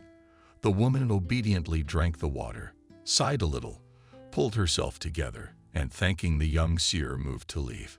Evelyn followed her. They were already on their way to the wicket. When the little girl looked out of the door, she shouted, "Aunt Evelyn, did you forget your handkerchief?" Evelyn turned and hurried back to the house. When she reached the porch, the girl dragged her into the hay, wrapped her arms around her, pulled, forcing her to squat, and whispered quickly in her ear, "Her not telling you." Telling her to talk, Kevin didn't tell her to. He didn't want it to happen this way. He didn't himself. It was the girl who wanted it, not his girl. Another girl. It used to be his. Don't tell her, Kevin didn't say to. She'll be worried. Kevin doesn't want to hurt this girl. Let her live as she wants, he said. What else did he say? Asked Evelyn, and stunned by this fast speech. He said that he loves you, that you are the best sister in the world. Already slower and calmer spoke the girl. And he said thank you for not telling your mother about how he rode in the car. You don't tell me about the girl, and you don't tell me about the girl. Let her live as she pleases. Evelyn promised to take the handkerchief and went out. Camille had calmed down considerably after her visit to the young soothsayer. She stopped looking for someone to blame, thinking up different versions of what had happened. She cried the evening after the trip. She seems to have found the strength to accept death. Her son was often sad. Talked to Kevin, sitting down next to his picture. Talked to her husband too, but she didn't turn on her daughter or herself. She seemed to believe that this was the way things were and to accept it. Evelyn, on the other hand, had fallen into anxiety when she returned from the village to her apartment. She had been pondering the girl's words to the psychic for days on end. The girl wanted not his girl, another girl. Used to be his, it sounded in her head. Under that description, out of those who had been there that fateful day with Kevin, perfectly fit Jenna. But that's crazy, Evelyn thought. Why would she do that? She really has another life, another fiancé. It's been years. What's the big deal? But the girl who didn't know who was next to Kevina or what their relationship was. For some reason, she said that. That phrase can't be explained by a random hit, like the common one. He said he loved you. Maybe she did somehow manage to communicate with Kevin. All the more reason for her insistence on not saying anything to her mother and for not taking revenge on this mysterious girl. She's quite the spirit. Only my little brother would say that. Thought. Evelyn hesitated for a while longer. She called Robert and asked him to arrange for her to meet Jenna. Robert was clearly unhappy with Evelyn's request. He spoke into the phone. I understand, but you have to understand, it's not our fault. Seriously, I really appreciated Kevin. He was my only real friend, and Jenna even more so. She hasn't been herself since that day. We've already been questioned by the police. Like he didn't die on his own. Maybe he was poisoned. Thank you, by the way, for not filing a report. Evelyn, stop making Dimka nervous. Evelyn vowed that this was the last time. The guy sighed and appointed her a meeting at their house. Jenna has been self-conscious about her boyish figure all her life. At 14, most of her classmates could already boast a seductive, rounded figure. And by 16, many of them began to buy themselves a bra size 4. Against their background, skinny Jenna with small breasts and narrow hips looked a little poor. Added sadness and the fact that boys at 16 were more interested in round girls and were not able to appreciate the elegance of the figure. Girls used to tease their girlfriend. Good for you, uncle, said one of them, can safely walk the streets at discos as you want to dance. Not that any man would bother you, he wouldn't even turn around. Yeah, I've been picking up on that. You don't even have to worry about getting raped. No normal man could get a hard-on for a figure like that. Jenna laughed with them, but at home she cried into her pillow. After entering the university and getting a relative freedom from parental control, the girl began to experiment. By the end of the first year, she managed to get into bed with 3 fellow students, but these victories did not please Dimka. Guys were modest nerds, and to seduce them did not have to spend a lot of effort. They could hardly be considered normal men. That all changed when Kevin showed up. Tall, handsome, intelligent but not nerdy. He was more attractive than all those boring locks. Besides, he had a serious crush on Jenna. He admired her. He sought to spend as much time with her as possible. He admired her face and her figure. In his eyes, Jenna saw herself as a beauty. And in addition to that, she herself fell in love with Kevin for the first time for real.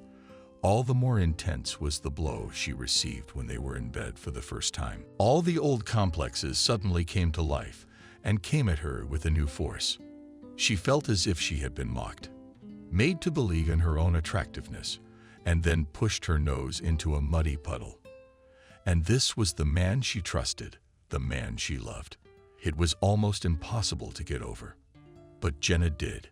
Over time, she had etched out her love for Kevin and had almost forgotten about him. She managed to realize that for every figure there is a connoisseur, and there are many men for whom she looks attractive. She became more confident, learned to flirt, gained admirers, and even a fiancé. But when they met again with Kevin, she realized that she could hardly hold herself together. The memory of her first youthful love and first serious disappointment, it was too strong. Even if they had just met on the street or in company, it would have taken her a long time to recover from that chance encounter. And here the meetings had become a regular occurrence. Kevin, since their separation, had matured and gotten even more handsome.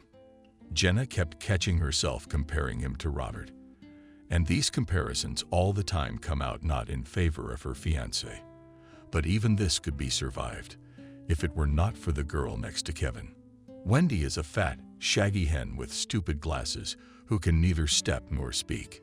Naive, overly enthusiastic, simple-minded, stupid. What does Kevin see in her? Why does he look at her with such admiration? Why is he so caring and affectionate with her? What is it that has kept him so long by her side? These questions kept the days going. Each time, watching the behavior of this couple, she became more and more perplexed. And each time, she became more and more angry and resentful toward Kevin. After a while, they grew to the point where it became impossible to carry them around. Me. He didn't want me, but he wanted that fat one. I yelled in Evelyn's face at me. He couldn't get a hard-on for that stupid cow. He told me, I love you, I love you. He was just having fun. He was just lying. And I'm sorry for him. Yeah, it took me a year to come to my senses. You can't imagine what I went through. And he's like that, like nothing happened. From that sorpus, Evelyn didn't have to ask the girl anything. It seemed Jenna was already tired of carrying her own worries about what she had done. Evelyn just sat down across from her, asking Robert to remove himself, and took a long look at the girl. Jenna chortled at first, and then started to get embarrassed under that intense stare. And when Evelyn asked softly, "Would you explain why you did it?" the girl seemed to burst into tears. I thought he was having fun with her too. Screaming, she's teasing, enticing. But I see they've been together a long time and sleeping together. They slept over. I was listening. So he wants her, and she wants me. Jenna noticed that the guys had poured brake fluid into a lemonade bottle. And the plan was born. It was hot. There was no water in the garage. The girl rushed to the nearest store and bought 2 bottles of it, solemnly brought them into the garage to everyone's approval. When both came, she put one next to Kevin, carefully saying, "Yes, I put it here for you again so that you would not get distracted, if anything." Having waited for the guy to die and memorized the location of the bottle, she stepped aside. And after a while, when Robert were fully immersed in their business, switched the lemonade for brake fluid and ran out of the garage. "I didn't mean to kill him," she said. Evelyn quietly shouted, "I thought I'd just get a little toilet poisoning for a couple days. We got Aukies across the street, so they're drinking breaks every day, and they're alive. I didn't think they were dying from it. I didn't even want to." The girl cried. "I just wanted to do him a little mean thing, ruin his weekend. If you want to get in no mood to settle down with that Wendy box, I'm shocked it turned out this way myself." She burst into tears, and when she subsided, she looked up at Evelyn with cold eyes. "Just so you know," she said, "I'm the one who told you everything. I'm not telling anyone else. If you're going to report me, you can't prove anything. I'll say that I was joking, that I made a joke, that I was nervous to calm you down, and you didn't come to us anymore, that these bottles have everyone's fingerprints on them. I'm not the only one who took them, and there's no more evidence. You got it. What if I got it all on a tape recorder now? Evelyn asked. So what? The girl shrugged. A heartfelt confession. I'm not going to write it. And these conversations can't be used as evidence. I can retract what I said at any time. And you can't do anything to me. I wasn't going to do anything to you, Evelyn said with a sigh. I mean, I'd love to snap your head off right now. Kevin didn't tell me to. He said let him live as he lives. So live your life now and remember that you killed a man for nothing. Oh, don't get all moralistic on me, the girl said. But Evelyn got up and went to the door. Robert was standing at the door. Are you finished? He asked Sukhov. Yes, thank you for letting us talk, nodded Evelyn. Evelyn, are you in no hurry? Suddenly the guy asked, can you give me a ride into town? Because my car is still in repair, and now it's already at 100. Where are you going? Jenna perked up. I don't know yet, Robert answered. But I can't live with you anymore. You were eavesdropping. The girl said it in the most indignant tone. Shame on you. Who said anything about shame? Robert sighed. It wasn't even necessary to eavesdrop. You're lucky your parents aren't here, or they'd know what you're up to. Step aside, and I'll pack a bag. Evelyn brought Robert back to her place, and with a bat until you find an apartment, she said indifferently. The armchair bed is all yours. Camille took a tray out of the oven and admired the pies lying on it. They were nice and crispy, fluffy and fragrant. Why are you? You've been like that since this morning. The voice of my neighbor Emily sounded from behind me. How are the kids coming? You guessed right, laughed the woman. Look, they've just arrived. She nodded at the window. A car pulled up under the window, and Robert jumped out and opened the door for Evelyn. Evelyn slowly made her way out of the cabin, heavy, carrying her pregnant belly. Camille splayed her hands behind her as she hurried out of the kitchen to meet her family.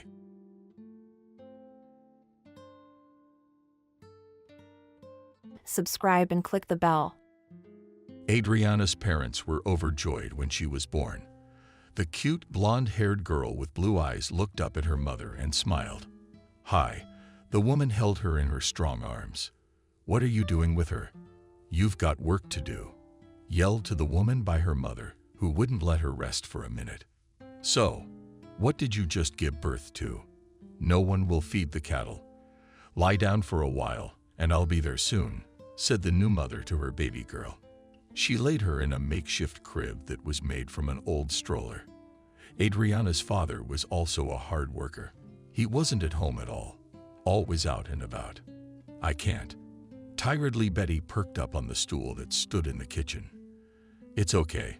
She's got a little helper. She'll grow up soon. She'll help you, the woman said, pointing at the still uncomprehending Adriana. Yes, another person who was born not to live but to suffer, Betty sighed. They lived in the village. Since childhood, the girl had only seen dirty manger from which the animals ate. Every day she had to get up before the sun came up, milk a cow, and then another, then take them out to the field. When you came back, clean up the pigs, feed the rabbits and the goats and all the others. And if, God forbid, someone's mother doesn't count in the evening, it's a headache. That's how Betty grew up. Betty, marry me. One day a young guy named Sam drove up to the house on a tractor. Aha, what a ransom you've got on that tractor. She laughed. I'll find the ransom. What do you want? He said it back.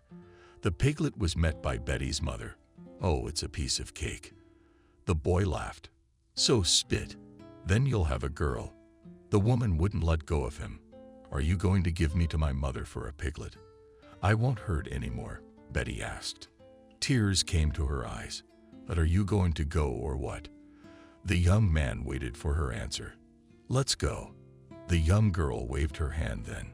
For some reason at that moment, She thought that a man would appear in the house would become easier. But it was only in her head. It didn't get easier. It seemed to be the opposite. It only became more troublesome. "Do you need this wedding?" grumbled her mother then. "How many things to prepare and do. Why should I be left without a party?"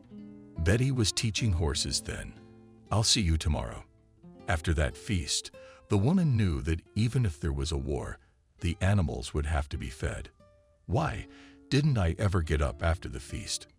I couldn't sleep at all. And at first light, I'm already there. The cow is in shock. The girl resented her mother constantly because she did not appreciate and did not love her. That's how family life began. She cooks in the morning knee-deep in manure, and in the evening again with the cattle. And in summer, she never got out of the vegetable garden.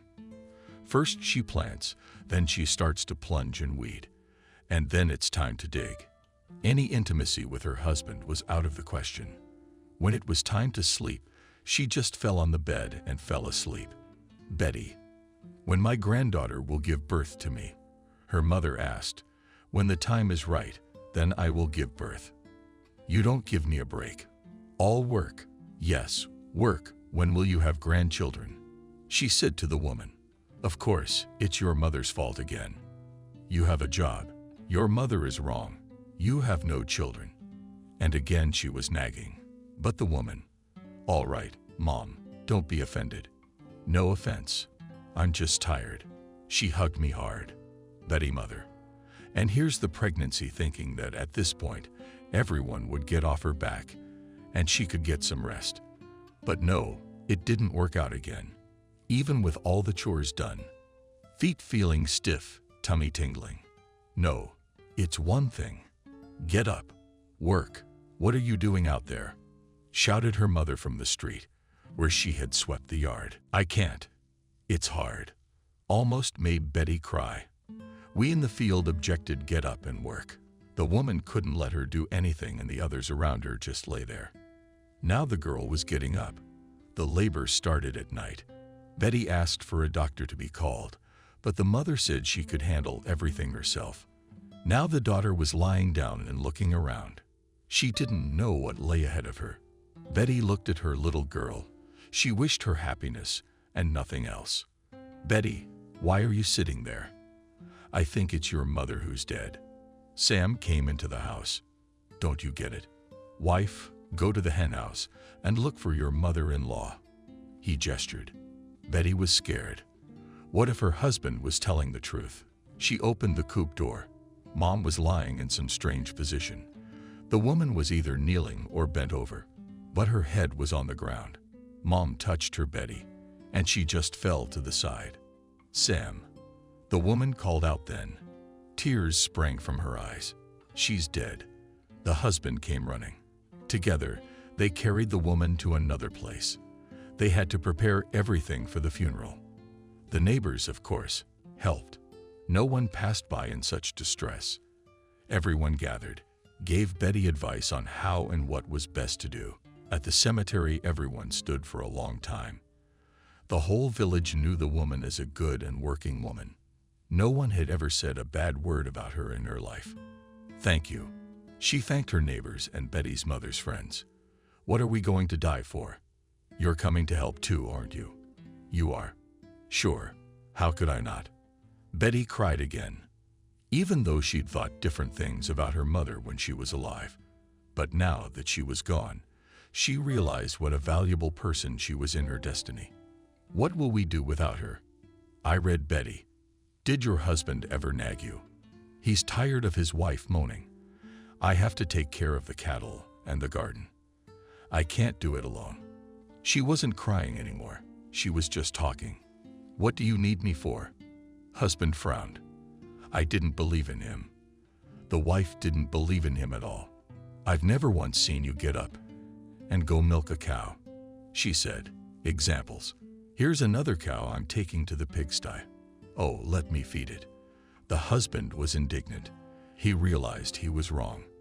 "Let's sell everything and buy an apartment in the city." Suddenly, the wife calmed down. She looked at him with big eyes. "Why are you so full of hogwash?" "What city? What are we going to do there? He twisted his finger at his temple. Are we going to get a job there? Betty was dreaming with no education and no experience. You'll be a Belarusian there. Wait and be happy. He said it all backwards. Sam. He couldn't sit with his wife anymore. Said he went to work and left the house. Finally, no one's harassing me. I can lie down for a while, she said to Adriana. And she was lying there, looking at her mom, and still didn't understand anything. I'll never be like your grandmother. If you want to do something, please, it's your life, your choice, Betty told her daughter, but she wasn't allowed to lie down for long. The animals started reminding her in different voices that they were hungry too. Now Betty got up and reluctantly went to the yard, and there were heavy buckets, sacks, and other things again. Adriana grew up a bright girl.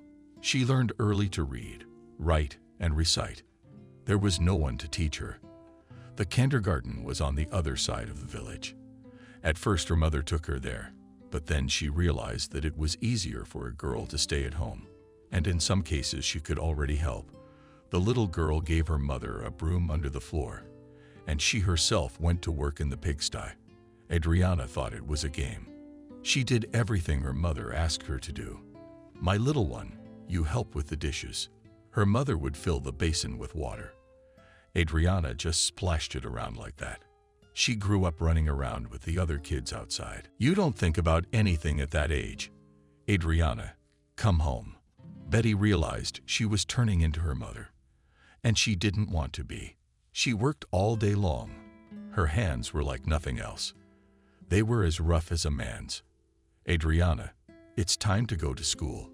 Daddy went to town, bought her some pens and pencils. The girl was so excited about it all. She couldn't wait to be at the desk. Studying wasn't easy. Some things the girl just didn't understand. There was no one to explain. The older boys and their parents went to the city. From there, they brought back different magazines. Adriana looked at the beautiful girls in the pictures and dreamed that her life would be exactly the same. She would grow up, go to the city to study, find a rich fiancé, and leave this village forever. And something spilled. Can't you help your mother sometimes? No, you can't. Feet to the ceiling. They don't want to do anything. Betty asked her when Adriana was in high school, Mom, leave me alone. I'm not gonna do anything. I used to help when I didn't realize it. Now I just don't want to. Her daughter answered her, What do you mean, I won't? Who will? You eat, you drink. Where do I get it all? There was a woman standing over her. I don't know. You can buy everything now. Go to the store. You can get eggs, meat, potatoes, curling her fingers. Enumerated and then waved away Adriana. Ah, I'll show you how to buy. You'll go to the vegetable garden now and feel it all. Her mother swung a towel at her. What are you doing? She jumped up from the couch. A girl. So they could run around the room for a while. Adriana didn't do well in school. She thought she'd finish school and then she'd see what she could do next. She kept looking at beautiful pictures, which she liked so much since childhood. The girl dreamed a lot, and she didn't know what she wanted to be. Just rich, happy, and perhaps to live far away from here. Adriana, let's go to the disco. The girls came in after her. Now she was finishing expanding. The girl, she was prominent blonde hair, big blue eyes, legs, as they say, from the years. Except she didn't have any outfits or jewelry. But she wasn't desperate. She did it all by herself on magazines, learned to sew, remade herself from the old things of her grandmother and mother, dresses, shirts. And today she wore a new outfit she'd just finished yesterday. And where do you get it all from? Her friends wondered. There is no more, she told them in response and laughed. Her mother only sighed, and she realized that she had been like that herself. Why don't we even have a computer at home? Adriana asked her mother, even smirking. We don't have a lot of things. We need money for everything, so we have to earn it. Adriana said smugly. You, like Betty, looked at your daughter with tired eyes.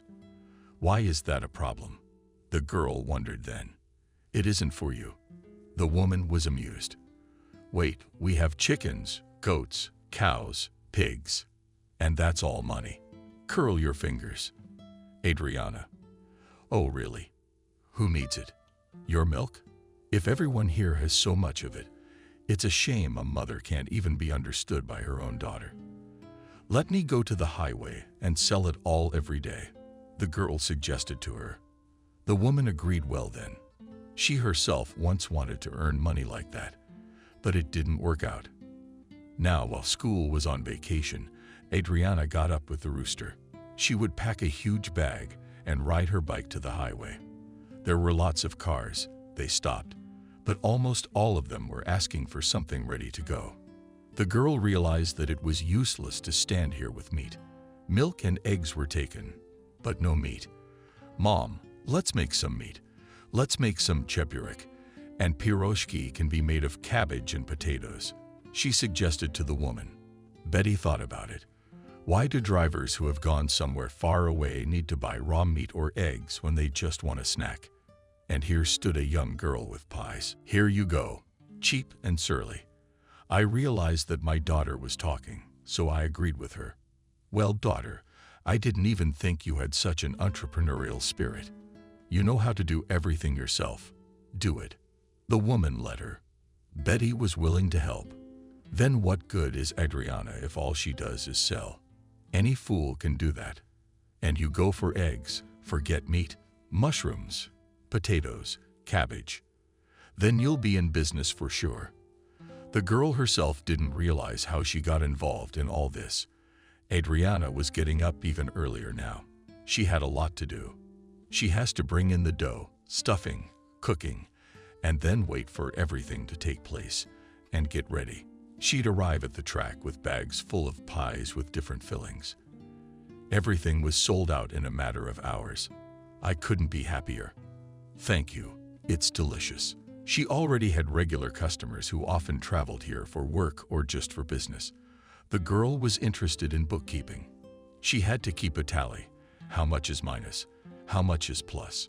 So she learned the basics from some old books from the library, and with the help of the cashier Baba Olai, she realized that the cost of her pies, especially with cabbage, potatoes, and eggs, was a penny. But the profit was tangible. Adriana began to save. She opened a special deposit in the bank, where she transferred all the money. She had almost no expenses, just flour, sugar, and salt. It wasn't much. Mom, this is your half.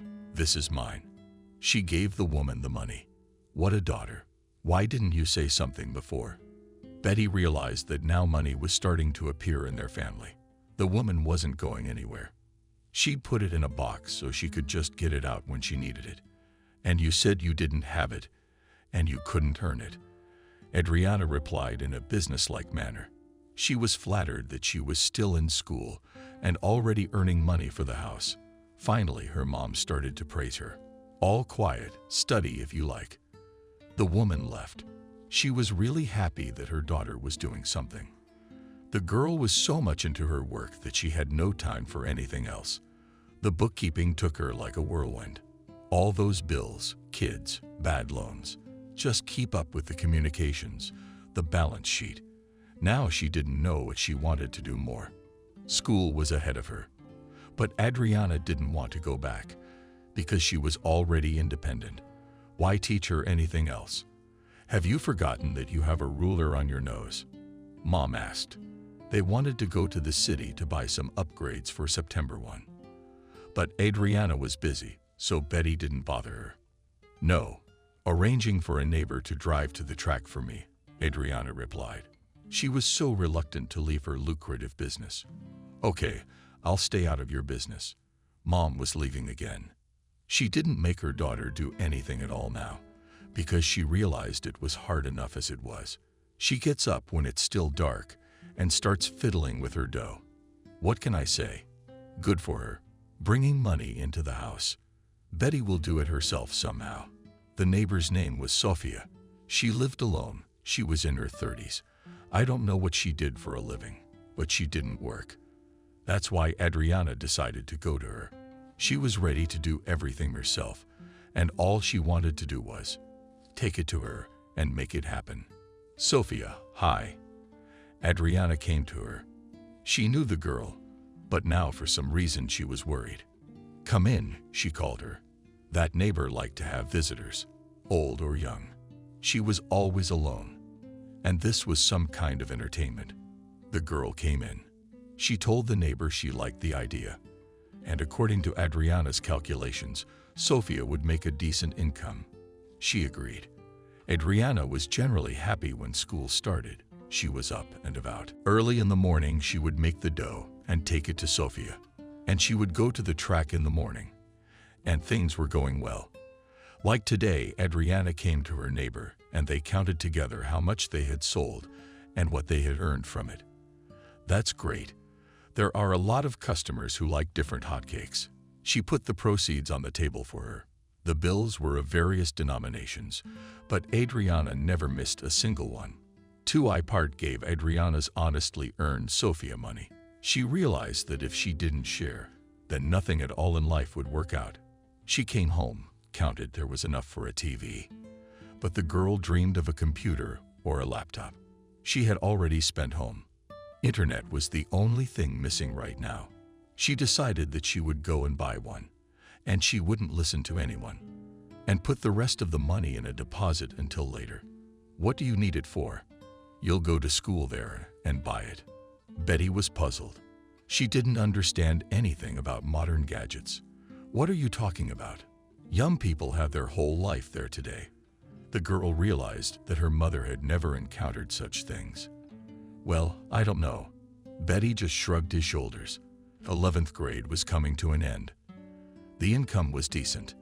Adriana could afford more than just a laptop anymore. I'm going to the city this weekend, she told her parents. Good, you are already independent. Her mother agreed with her. I will buy myself a dress for graduation and a laptop, said Adriana, and dreamily. Your money, you buy what you want. Her mom didn't understand why she would spend money on an unnecessary item. Adriana waited for this day.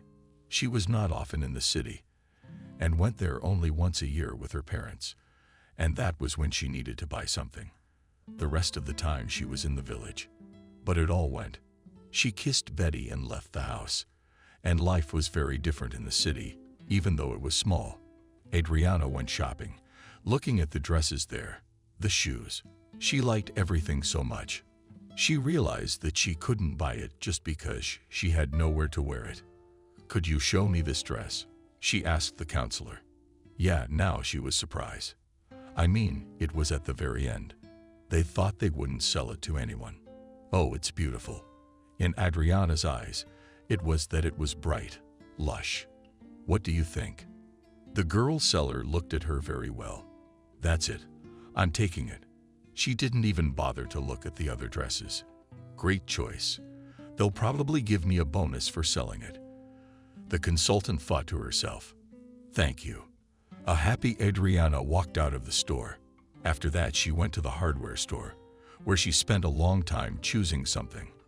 But because she didn't understand anything, she couldn't make up her mind. Hello, my name is Michael. Can I help you? A young man approached her. Yes, I need a good laptop, she said. Let's see. He went down the aisles of technology. Okay, waiting, nodded Adriana. This is a great one. You can play and work on it.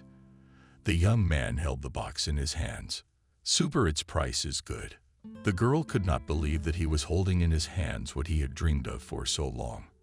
Then let's go to the cash register. He showed her the direction. Adriana was happy. It was now possible to drive home in front of the store.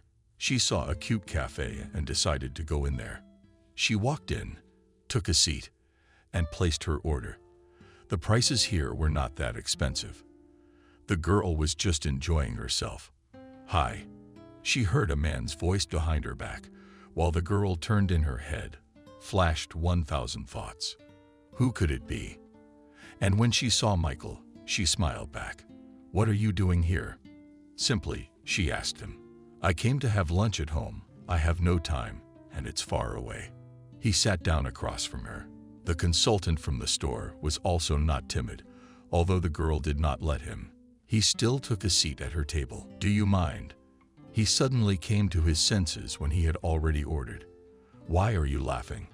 It's more fun then." The girl did not think that so soon she would have new acquaintances in the city. "I'm Michael, you already know. What's your name?" He looked at the strange girl. "Adriana." She laughed again. "Nice to meet you. Did you come from somewhere?" he asked, because she looked a little different from the way city people dressed. Yes, she told him the name of the village, which to the young man was just an empty sound. "And now it makes sense," he smirked. "What do you understand?" She looked at him surprised. "That I'd never seen you before." He found something to say. They sat and chatted. An hour went by without a second thought. "Well, I have to go to work." He got up from the table. "Come on, call and write." She waved him off. She and Michael exchanged phone numbers. After that, the girl went to the bus station. She had to get back. How was the trip? Her mother greeted her perfectly, and she put her shopping on the table. "Wow, daughter, how much did you save?"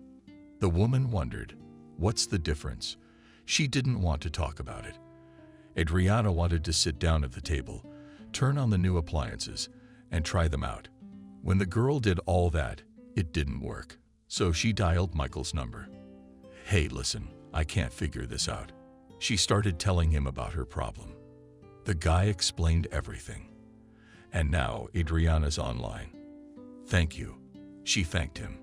"You're welcome." He disconnected. The girl was so sucked in. Was it that she couldn't finish until the morning, browsing different sites? "Adriana, what are you doing up?" The mother got up in the morning to take care of things. "Oh, Mom, wait." She waved it away. The girl saw that it was possible not to go constantly to the highway, and not to stand there, and just open a tent or a stall. She sat down and began to think.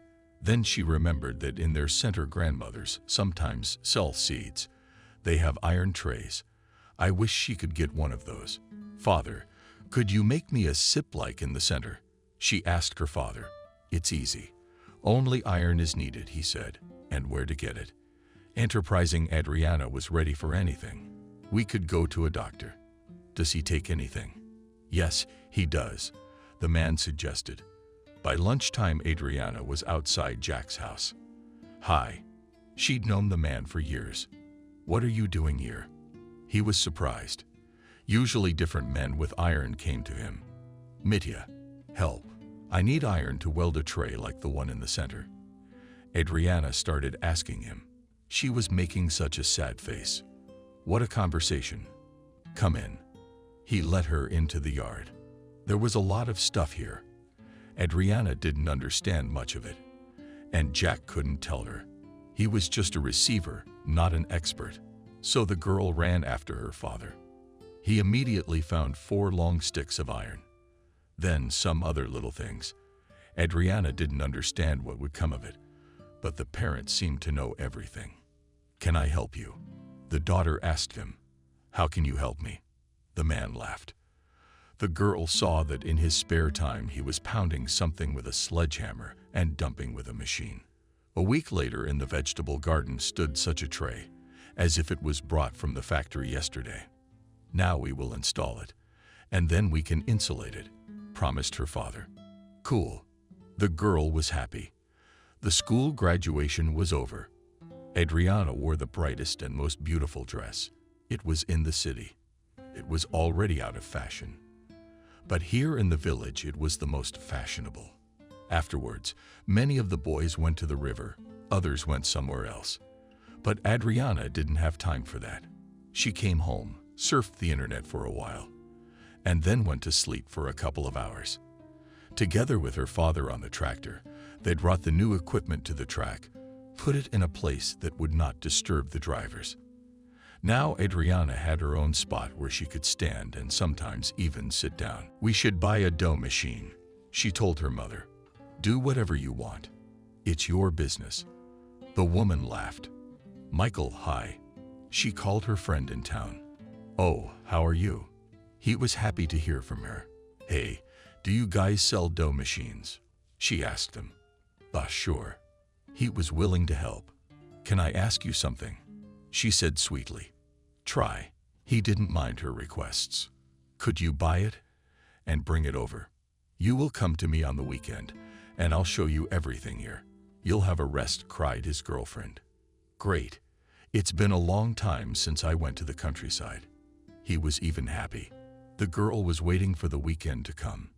Not only that she will get a new appliance, but also the guy will come, which, by the way, she liked. Saturday, she went to the station where she was supposed to meet Michael, and she told her mom that she had a guest coming. She was at home getting ready to meet him. Adriana waved hello when he was still on the bus. "But it's a long drive to you." He climbed out of the soulful cabin. "It's okay." She looked at the large box in the young man's hands. "Yes, checked everything. Everything works," he vouched for it. When the young men came home, Adriana immediately began to show and tell what they have here and how. Everything was so interesting. It was as if he was in the village for the first time. "You have not been on the street yet," the girl told him. They ate. Then Adriana took him to see the local sights. "Man, you are lucky to live in such a place." The boy admired the nature. "Yeah, all you city people want to go to the countryside, but you only spend a few days here. You know how hard life in the countryside is." It's like Adriana was complaining. "Can I come next weekend?" Michael asked her. "Why not?" She looked embarrassed. For the first time in their acquaintance, the couple walked around all day. And in the evening, tired, they returned home. "Did you like it?" Adriana asked him. "Very much." He was telling the truth. What was the best part? Adriana was curious about everything. "You." He took his eyes aside. "Are you kidding?" She blushed again. "No, why would I do that?" Michael was looking at Adriana now. "When did you realize it?" They were sitting in her room on the bed. "There in the city, when I first saw you, I thought you had fallen from the moon." He began to tell the girl the truth. "And then what changed?" "That wasn't very nice to hear." "I don't know. You're so open, so pure." He couldn't find the words. He was embarrassed.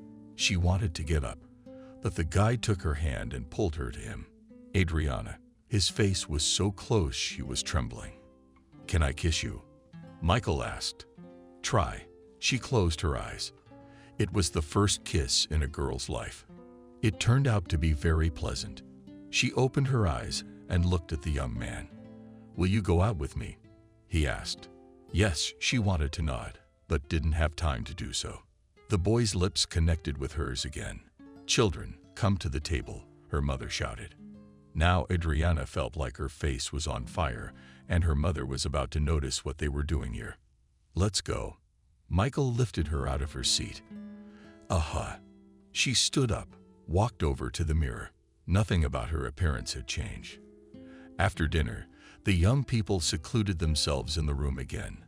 "Are you sleepy?" Adriana asked Michael.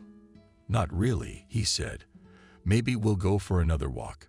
If during the day the girl was in a fighting mood, she wanted to show and tell her boyfriend everything. Now it was romance. "Let's go." There was nothing to do anyway. They left the yard and went straight to the river. Michael was holding her hand. It was so nice. By the river they sat and kissed. A spectrum of new sensations opened up for Adriana today. Then they came home, and both of them went to bed at night. The girl felt the young man hugging her. It was unusual, even when she had to get up to start the dough. She didn't want to disturb him. It was the first morning she'd slept in, as if she'd overslept. "What are you doing asleep?" her mother asked her. "I don't know." Probably because we were out all night last night," the girl answered. She realized that now she was not free. She had a young man with whom she was ready to go anywhere. In the morning, Michael was surprised when he did not find the girl around. He went to the kitchen, but there was no one there either. The guy made coffee, sat down, and waited for someone to come. He woke up. A woman came through the door. "Yeah. Where are you all?" He asked the question that had been plaguing him for almost an hour. Adriana. At work, and we're out in the yard doing chores. She answered simply. Which job was he most interested in? She'll be here in a minute to tell you. Betty thought, why pry into the youth's business? If Adriana didn't tell him anything, then it was necessary. Adriana returned an hour after their conversation with her mother. Hi. He came over and kissed her. You what? It's a good thing Mom's not around. Adriana was scared. You smell like pies. Michael even squeezed his eyes shut. Do you want me to make you some? She asked me. Who did you cook for before? The guy tensed up. You what? I sell them on the highway. She laughed. Now I see where you got such capital. He was happy too. Okay, if you want to get home tonight, you'll have to move. She looked at her watch. What's later? There's no bus. He didn't feel like leaving. No, not until early tomorrow morning. The girl knew the schedule by heart. I see. Then he should go to work tomorrow. He sighed, not sad. She came close to the guy. She wanted to kiss him so badly. But her mother was going to be entering the house any minute. It's okay, he squeezed her hand. Adriana saw Michael off. She waited with him for the bus. And here she couldn't help but kiss him goodbye. He got on the bus and waved. It felt so good. Now she knew she had a boyfriend from the city. It was several times faster to work with the dough machine. Now she didn't have to stand around and waste time kneading it. Daughter, are you planning to go to college? The mother inquired. No. Why would I? She made up her mind a long time ago. A man with an education can be useful anywhere. In her time, Betty didn't get anything either, but she didn't complain now. Who needed her diploma for cows? Mom, I'm doing fine. And if something goes wrong, I'll think of something new. The girl was sure of herself. Okay, I'm not bothering you. The woman saw that she was only annoying her daughter with her talk. Adriana now lived from Saturday to Saturday when her lover arrived. They would go out in the morning. Adriana would go out to trade and Michael would sleep at her house. Adriana, are you two dating? Asked her mom quietly in the kitchen while her boyfriend was still awake. Yes, she blushed because she was embarrassed in front of her mom. Good boy. Hang in there. His woman was pleased. Where shall we go today? The young man asked Adriana. Shall we go to the forest for mushrooms? She suggested. Good. I haven't been in the woods in 100 years. Michael was even happy about it. They wandered through the woods, stopped in some places, kissed. I love you. It's only been a few weeks. How are they dating? And Michael was already saying those big words. And I love you. She was saying to him, maybe we'll get married. Michael held her hands. The fact that it had only been so short a time. After we first met, she rounded her eyes. And you still don't get it. It's clear to me. He was taking her to his place. Michael, what are we going to do then? She used to dream about the city so she could move there. But now she realized that if she left, she'd be out of money. What do you say? He turned away. What am I supposed to say? Adriana really didn't understand it. In the city. I live in a rented apartment. If you want, we can go there. He didn't know what she expected of him either. No, I think we should stay in the village. She disagreed. The girl. Then I'll be out of a job. He bowed his head. You'll be helping me. Do you know how much business there is here? She was sure of it. Okay with the offer. I'm serious. But where we're going to live is something we need to think about. Let's not go any further. The couple went home with full pictures. Tomorrow we can bake mushroom pies, Adriana said. Do you want me to help you? Asked the young man. And if you don't mind. And if you want to, why not? And she didn't refuse any help. The next day, the guy saw what his future wife was really doing. They got up at 500 hours. Adriana set the dough to start. And she herself started on the stuffing. Paris, please, cabbage. That's how you did it on Michael. Aha. He never got up that early. That's why everything was falling apart for him right now. He almost cut himself twice. "Why are you so awkward?" Adriana asked him. "You know, I'm not used to getting up so early," Michael told her. "Oh, how gentle we are." The girl laughed back. After that, the young man and the girl loaded full bags of pies and drove to the highway. "This is where you work." "Michael, that was interesting." "Yeah. Is there something you don't like?" Adriana didn't understand why the young man was acting like that today. "I'm sorry, I'm fine. I just didn't sleep well tonight." He was watching different cars drive up and buy pies from his girlfriend. "Do you want to try one yourself?" Adriana suggested that he start selling them himself. "No, what are you doing? I'm not gonna make it." For some reason, that's what he thought. "Well, maybe you could at least try." She wouldn't calm down. "Adriana, stop it." Even though it was his thing, he was embarrassed. "You know, Michael, money can't smell." Adriana turned away. It was like she was offended by him. "What's wrong with you? What are we going to fight over nothing?" He went over to the girl and hugged her. "You don't understand. This is my job. I take it very seriously." Adriana already regretted that she decided to show him everything today. "Okay, I have the exact same job. I'm sorry I didn't get it." "That's it. No more pies." She showed him the empty bags. "Great. Home, then." Michael didn't understand why he had said all those things to the girl. They drove home. Adriana laid out on the table the money they had earned today. Michael looked at it all and saw that it was more than he could earn in a week. "Wow," he whistled. "What did you want? I wouldn't just do this for nothing." Adriana looked at her young man, and she was happy. Whatever was he saying? The young man had to leave again. He didn't want to break up, but no one had canceled his work in the city. And again, they stood at the bus station, hugging, kissing. "Will you write when you arrive?" Adriana asked him. "I will." He held her tightly against him once more. Michael worked for a week, and so did Adriana. They missed each other, but neither of them could decide where they would be better off. The girl insisted on the countryside, while the young man didn't want to leave the city. What does Michael say? Mom asked her daughter that she wanted to stay in the city. She answered, and her expression was very sad. "I see you're against it." The woman felt sorry for her daughter.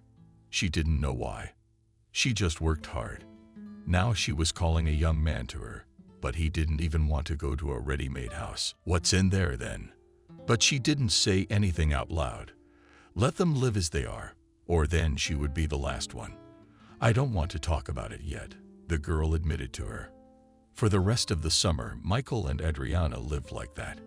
He constantly came to her on weekends, and sometimes she went to him. "Well, we're only going to see each other on Saturday." How did she put the question seriously? "What do you suggest?" He couldn't understand what Adriana wanted from him. "Move to the village or organize your schedule so that you could work there during the day and come here in the evening." They both knew it was impossible, but it wasn't good either. "Okay, I'll agree to move to the country." Somehow Michael agreed right away. And once he'd made up his mind, it was surprising Adriana. He'd recently really compared his spending on traveling back and forth. Thought he'd find something here. "Good, then you'll help your father insulate my place now," she told the young man without any problems. He agreed immediately. From that moment, normal life together began. "Should we rent a house?" Adriana asked her mom. "Do you not have enough space here?" Didn't she understand? "No, but we might be shy." The girl knew that wasn't true, but she wanted to be alone, not with the whole crowd. And live then. Why waste money? Didn't let Betty's daughter go. Michael, together with Adriana and her father, had gotten over everything quickly. It was warm and dry now. She bought herself a lot of appliances. Now she hardly did anything herself, with more and more pies every day. Who would have thought she'd turn out so much on some pies? Said the mother to her future son-in-law. The young people applied. They had to register in the city. They traveled there the day before, And already in the village, local cult workers arranged an off-site registration, and then sit-downs in the club. They took away all the chairs and put big tables there. The bitterness was all that could be heard throughout the village.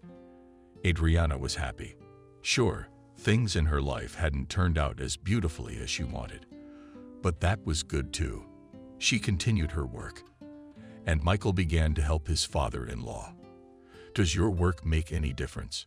his wife asked him when he got home. "What good is it? I wish we'd stayed in town. There was work there," he said. The young man was in a bad mood. "What are you saying?" Adriana was afraid to talk about the city. She didn't want to go there at all. Nothing. He knew she wouldn't go anywhere with him because she was fine here. You live in the middle of nowhere. You don't need anything, and the money piles up. One day, the men came home from work. When Michael entered the room, Adriana smelled alcohol on him. "What are you doing? It's not like you haven't tried it at all." She couldn't believe her husband would do such a thing. "Your father offered me a small drink. I didn't refuse," he replied abruptly. "All right, come on, go to bed." She threw back the blanket on the bed. After that, Adriana seriously considered renting a house. She realized that if her husband drank with her father, one time would not stop there. The very next day, she went to the head, asked if there were any houses available. "Adriana, I thought you were coming to see me after the wedding." A man said to her, "Should I have?" She got a little nervous. "Sure, we have a cabin. I can give it to you." He laughed. "How do you mean allocate it for free?" She couldn't believe they were giving anything away for free at this time. "Yeah, but it's on village land. You can do whatever you want with it, just don't sell it. And of course, if there's an emergency, you'll have to pay money for it," the man in front of her said. "I'm in." She signed all the papers, came home. "Michael, we're moving," the girl said. "What do you mean, where?" Mom couldn't believe it was actually happening. "Turns out we were supposed to get a house. We didn't know." She looked at her mom. Did she know? "I hear you." Betty sat down in her chair. She wasn't in the mood. "What are you so upset about?" "I didn't go to the city. I went next door." Adriana was sure that things would get better for them now. The things that weren't much loaded into the tractor cart, and they were able to move everything in one go. The cabin was small. It was cozy inside. The room and kitchen Adriana and her mom had already had here. They cleaned everything, hung it up, and arranged the curtains. "How do you like our house?" Adriana asked her husband. "It's fine." Michael hadn't been himself lately. "Listen, we have a lot of men who go on shift. Maybe you could get a job there." She gave him an idea. "Why, I don't mind. And the money's good. And you don't have to worry about it." He's kind of excited about it. "Then go to the breakfast bear, who lives next door to your mother. I'll check with him." Adriana. It was hurtful to hear the words eyesore. Well, he put his arm around his wife, and they went to bed. The first night was uneasy. The neighbor's dog barked so much that no sleep came. But fatigue took its toll, and Adriana and her husband fell asleep. "But I've made the arrangements. I'll send the documents tomorrow." And a month later, Michael spoke joyfully. "You say that as if you're fed up with me." She looked at him resentfully. "It's just that I'm tired of sitting around doing nothing. That's why I was excited about new prospects." He kissed his wife. "Good, if that's the case." She looked up at him, her eyes slightly moist with tears. "Michael will be leaving now. Move back in." "What are you going to do there?" Betty said to her daughter. "No, I'm comfortable. No one bothers me." And I didn't agree with her either. Adriana. "Well, live alone," the mother said angrily. "Why are you taking the fence again?" Her daughter came over and hugged her. "It's okay." At that moment, the father entered the house, who was out with his friends again. "Daddy." And again the daughter looked at him. And he didn't say anything and went to the couch. "How am I supposed to be alone here? No one to help me at all." Betty started wailing. "I don't get it. Adriana, you used to be the go-to guy. And now you can't wait." Betty cried. Adriana came home. Michael had set the table. She stood there looking at all this beauty. "Did I forget that today is a holiday?" she asked him. "No, I just thought I'd glorify it by going away," he said cheerfully. "I feel like I'm seeing off the bride's son." Adriana sat down on a chair. Something was beginning to displease Michael again. How was she reacting to the fact that he was just excited about his new job? That evening they sat well at the table, discussed everything, and even imagined when Michael would bring the first paycheck, where they would spend it. "I'd like a vacation somewhere," she said. "I wouldn't say no to that either." He took her hand. "Then we'll have to get the passports." Her eyes were already wide open, as if this wasn't going to happen anytime soon, but tomorrow. "I think we'll have to save up a little and then we'll go," her husband told her. According to Adriana, it was good. Michael had left. Now he wouldn't be home for a month. Adriana had no time to be bored. She decided she was going to make her turkey place into some sort of diner. Now there were not only pies, but tea and coffee. Drivers could drive up, buy, and then enjoy a rotting beverage and a tasty pie in the parking lot. "Did you wait so long outside the house for her?" Her mother decided to go out not just in the morning, but all day. She told me that she had bought a microwave and could heat right there. "I'm visiting." The woman's a little miffed. "Why don't you come in? Do you know where the keys are?" The daughter was surprised. "I don't know. I didn't dare without you." And only now mother and daughter entered the gate. It was beautiful at home. Adriana had been cooking all morning. The mother sat down at the table. She sighed. Something had happened, the daughter guessed. "Your father." She raised her eyes to Adriana. There was a small bruise under one of them. What had gotten into him? She didn't understand. "I don't know." "Every day with her friends lately," Betty sighed again. "And how you put up with all this? I'd have kicked you out a long time ago." Adriana got up and put the kettle on the stove. "I can't. He's the boss," the woman reasoned. "Yes, he is." He only poured one name, and Adriana poured tea. They sat at the table with Mom some more. And then the woman got ready to go home. "It would have stayed." The girl suggested it. "No, I have my own house." Betty left the house. Adriana sat down on the couch and decided to write a message to her husband. She had already written to him, but either he didn't read them or they didn't reach her. He didn't pick up the phone either, no matter how many times she dialed him. "All right, if you don't want to talk, we won't talk," she said and put the phone aside. Aside from that, the girl had a lot of other things to do. She filled out the necessary forms to apply for passports, sent them, and waited for a reply. Afterward, the girl opened pictures and stories about the beaches and hotels that are on the sandy seashore. How beautifully set, she and considered everything that came across. Michael wrote that he was coming in 2 days. It was such a joy. Adriana immediately began to prepare. And she boiled some collards, because her husband loves it. After that, she put the vegetables on the salads. When Michael opened the door, there was a table with many different genders waiting for him. "Hello, darling." His wife ran up to him. Only now she felt how much she missed him. "Adriana, come on." He was glad to see his family too. But what's the story? They sat down at the table. On such an occasion, Adriana, even with a bottle of wine. "Everything's fine, only we're very tired. That is, all the time I want. And you are not enough," he laughed. "You get the job done." She stood up and put him in a plate of salad. "Of course, there is nothing complicated," he began to say with his mouth full. And the pay, as she watched in anticipation. What was her husband going to say to her now? Oh, and he forgot the most important thing. He tapped himself in his pockets and then pulled out an impressive wad of money. "Wow," she looked at them. "I was also a little shocked when I saw how much they wanted to pay me." The husband admitted, "Listen, we will definitely fly somewhere." And from the next paycheck, the girl was happy. By that time, the passports should have been ready. Of course, everything for his favorite wife.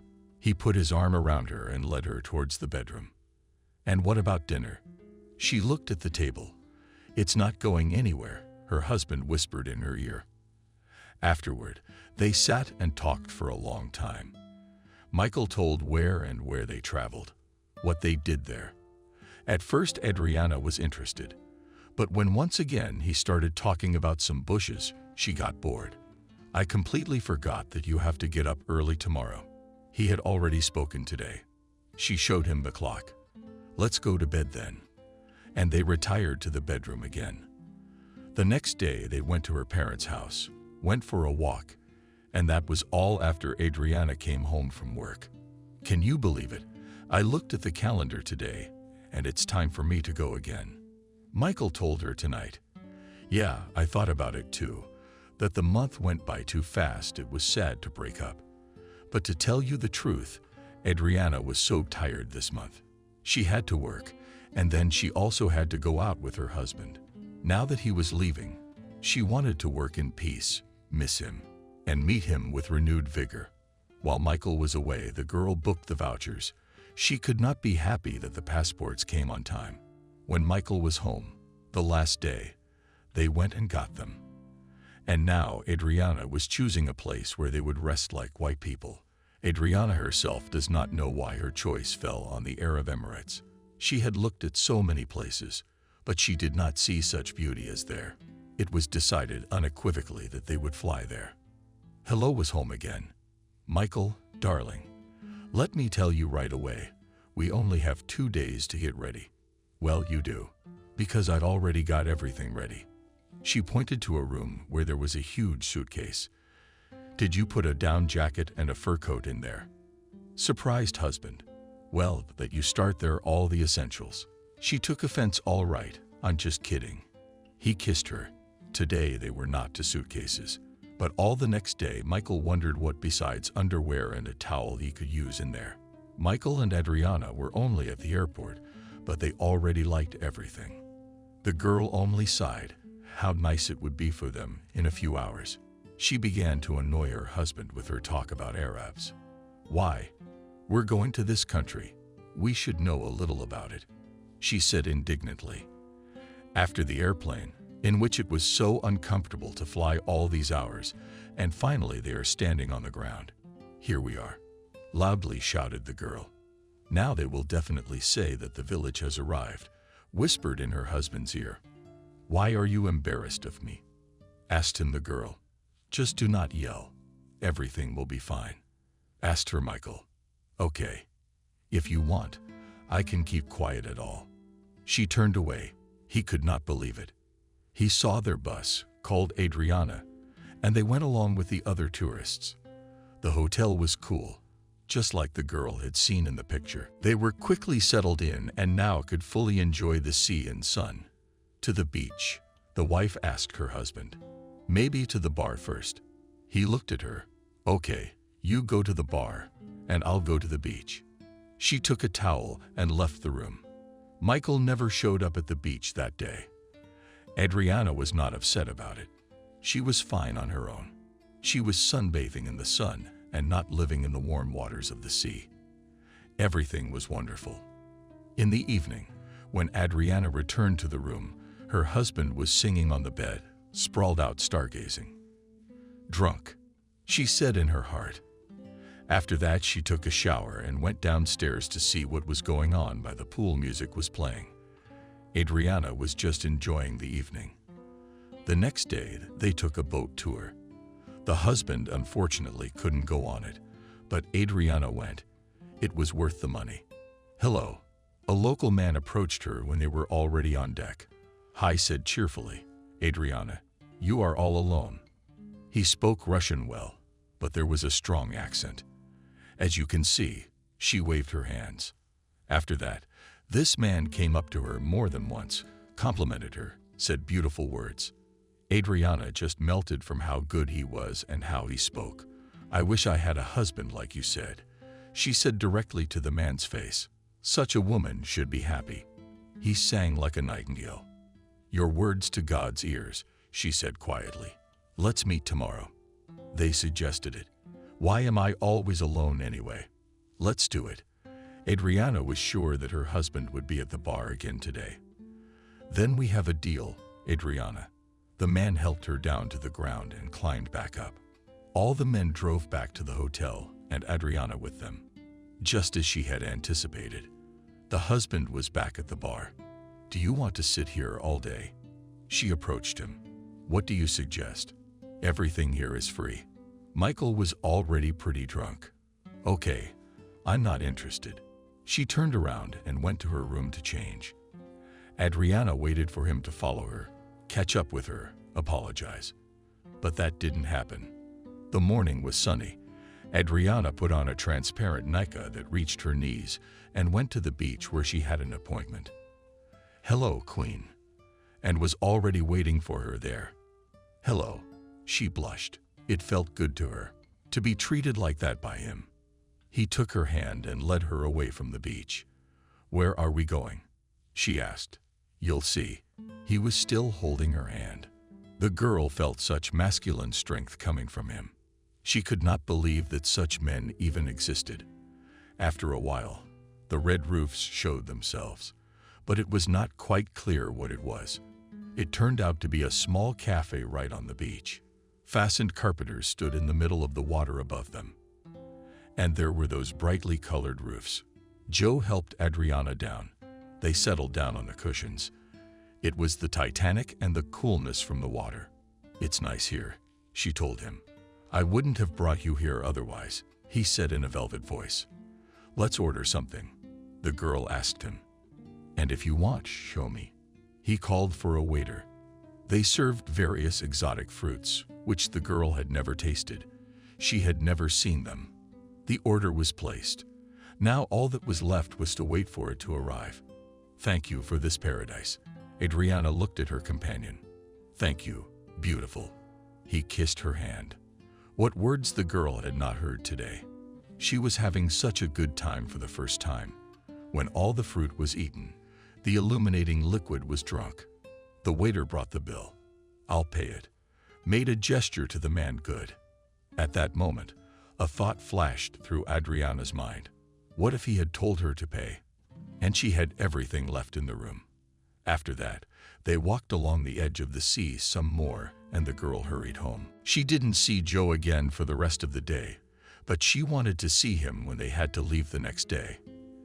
Adriana made up her mind. She took her money with her, put it in a small purse, put on a light dress, and went to where the yachts were parked. She realized she worked for one of them. Hello, Joe. She saw him on one of the decks. Oh, hi. Immediately, he went to meet her. I'm flying out tomorrow, and I'd like to spend the evening with you in one exhale, she said. Okay, only I have things to do for now. He pointed to where he had just been, and no way to put it off. She made a sad face. If I put it off, they won't give me any money. He was being honest with her. That's how it seemed to the girl. It's okay. If that's the problem I have. She opened her purse. Then go ahead. And he spoke through his white teeth. Once again, he led her to an unusual place that was right there on the beach. Now it was some sort of bungalows with tables inside. Where do you find such beautiful places? Asked Adriana. I know how to please the queen. He gave a thumbs up. If he didn't order anything last time, he was on top of his game today. At one point, Adriana even thought she wouldn't have enough money to pay for it. Why are you sad? He asked. She is so reluctant to leave here, she said honestly. Hopefully, because of me. He smiled his beautiful smile again. Maybe you had something to do with it too. She was embarrassed. Later it was over. Adriana had given away almost all the money she had with her. But today she didn't spare anything. Just as long as the handsome man would say nice words to her and be there for her. She returned to the hotel. Her husband was asleep. She didn't expect anything else from him. In the morning, they were put on a bus that took them to the airport. After landing, takeoff, landing, and now they were home again. How'd you burn out? Considering Betty's daughter. Yeah, there's good sunshine. She pulled out the souvenirs she brought on the table. What about Michael? A woman asked. It was better not to ask. Adriana turned away to avoid looking her mother in the eye. A fight, she realized. No, we just vacationed in different places, the girl said. Michael was at home lying in bed. He still couldn't get over what he had done there on vacation. Did you remember anything? Adriana laughed at him. Yeah, he nodded. Good for you. The girl thought that next time she would go there alone. Her husband had to pack for another shift again. Adriana saw him off and sat down at the computer. When they parted in the hall, he handed her a piece of paper on which his mail was written. 2 days after her arrival, Adriana wrote to him, but he did not reply. She tried again. Maybe she had written something wrong, and again he didn't answer her. Then the girl thought that since he worked there, he had a lot of people like her. Why write? Michael arrived once again. He was so tired it was scary to look at him. He'd never been like this before, she wondered. Pour me a drink, Michael asked.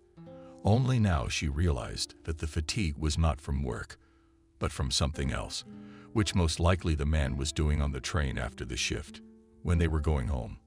Are you jamming all the way? She asked her husband. And that we after such a long shift cannot even relax. For the first time in a while he raised his voice at her. Oh, Michael, you'll be lost. She put some homemade wine on the table for him. It's not up to you, he told her, and started unpacking the containers. Adriana did not want to watch all this. She decided to walk to her mom's for now. Hi. What are you doing up so late? Mom was sitting at the table. I can't stay home. For the first time in her life, Adriana honestly admitted to her mother that this was how she looked at her husband, who was asleep on the couch. Yeah, that's what my daughter nodded her head. No way. Betty covered her eyes with her hands. Adriana continued to work. She was doing it even more now, because she didn't want to be at home. Listening to her husband's ramblings, he and the men must be talking about their wives and girlfriends. So it turns out they're all walkers. The girl was quietly selling cakes, tea, and coffee. She really liked to please people who thanked her for it. Come again, she said after the departing customers. When Michael was on another watch, the girl piked a message on the computer. She quickly sat down for it, opened the mail, and oh joy, she wrote Joe. How long had she waited for this letter? What's wrong? She wrote to him. Why did you take so long to reply? Adriana, I'm in a terrible situation. I need money urgently. I wonder if you could give me some. I'll pay you back, I swear. A man wrote back. Sure, how much do you need? She was willing to help because it was such a nice man. I got $1,000 back. I'll wire it to you right away. Just give me the account number. There was not a single thought in her head. After she got the coveted numbers, she immediately transferred everything to the account. Thank you. She saw the message on the screen. Butterflies fluttered inside. She was happy he hadn't forgotten her. When things got bad, he turned to his queen for help. Adriana flew on wings for the first couple of days. She checked every hour to see if he'd write her anything. But Adriana, she got no more letters. Now when her husband came home, she just didn't talk to him. And on one visit, she gave him an ultimatum. It was either me or these friends of yours. With all the consequences, she told him. What does that mean? He didn't get it because he was already on the horn. Go away, Adriana said quietly. Inside she had nothing more for this man. Adriana, I love you. He fell at her feet. I don't think you love me. You love her more. She nodded at the bottle on the table. Don't drive her away, he begged. If this happens again tomorrow, you take your stuff and get out of here. She was determined. After the girl told her mother about all this, she just cried. Daughter, why should you take it out on him? He'll get better. You just have to kill him a little. She told her, I see how I see my Golubov, all the work in the house on you. And he spit.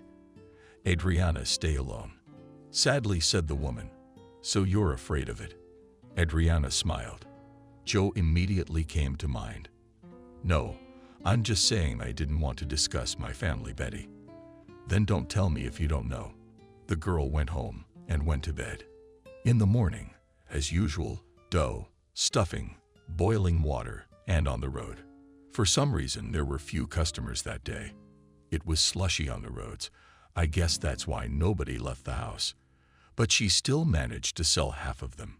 She came home, and Michael was in the same condition.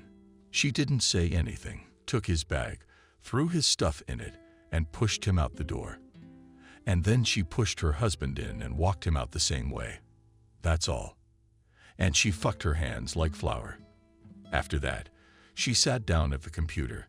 Hey, Joe, what happened to you? I haven't heard from you. No word for so many days, Adriana wrote. She sat and looked where nothing else was written. The girl waited, but Joe never responded. She had already gotten up to clean the house.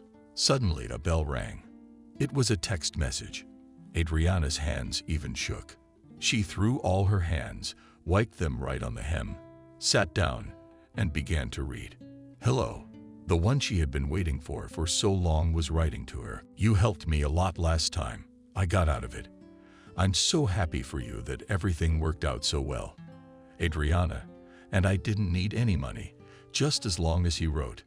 You know what I'm thinking. The light of my eyes, that you'd come to me. I can't live without you. I want things to be good between us. I started my business, got a little out of season, lost my business.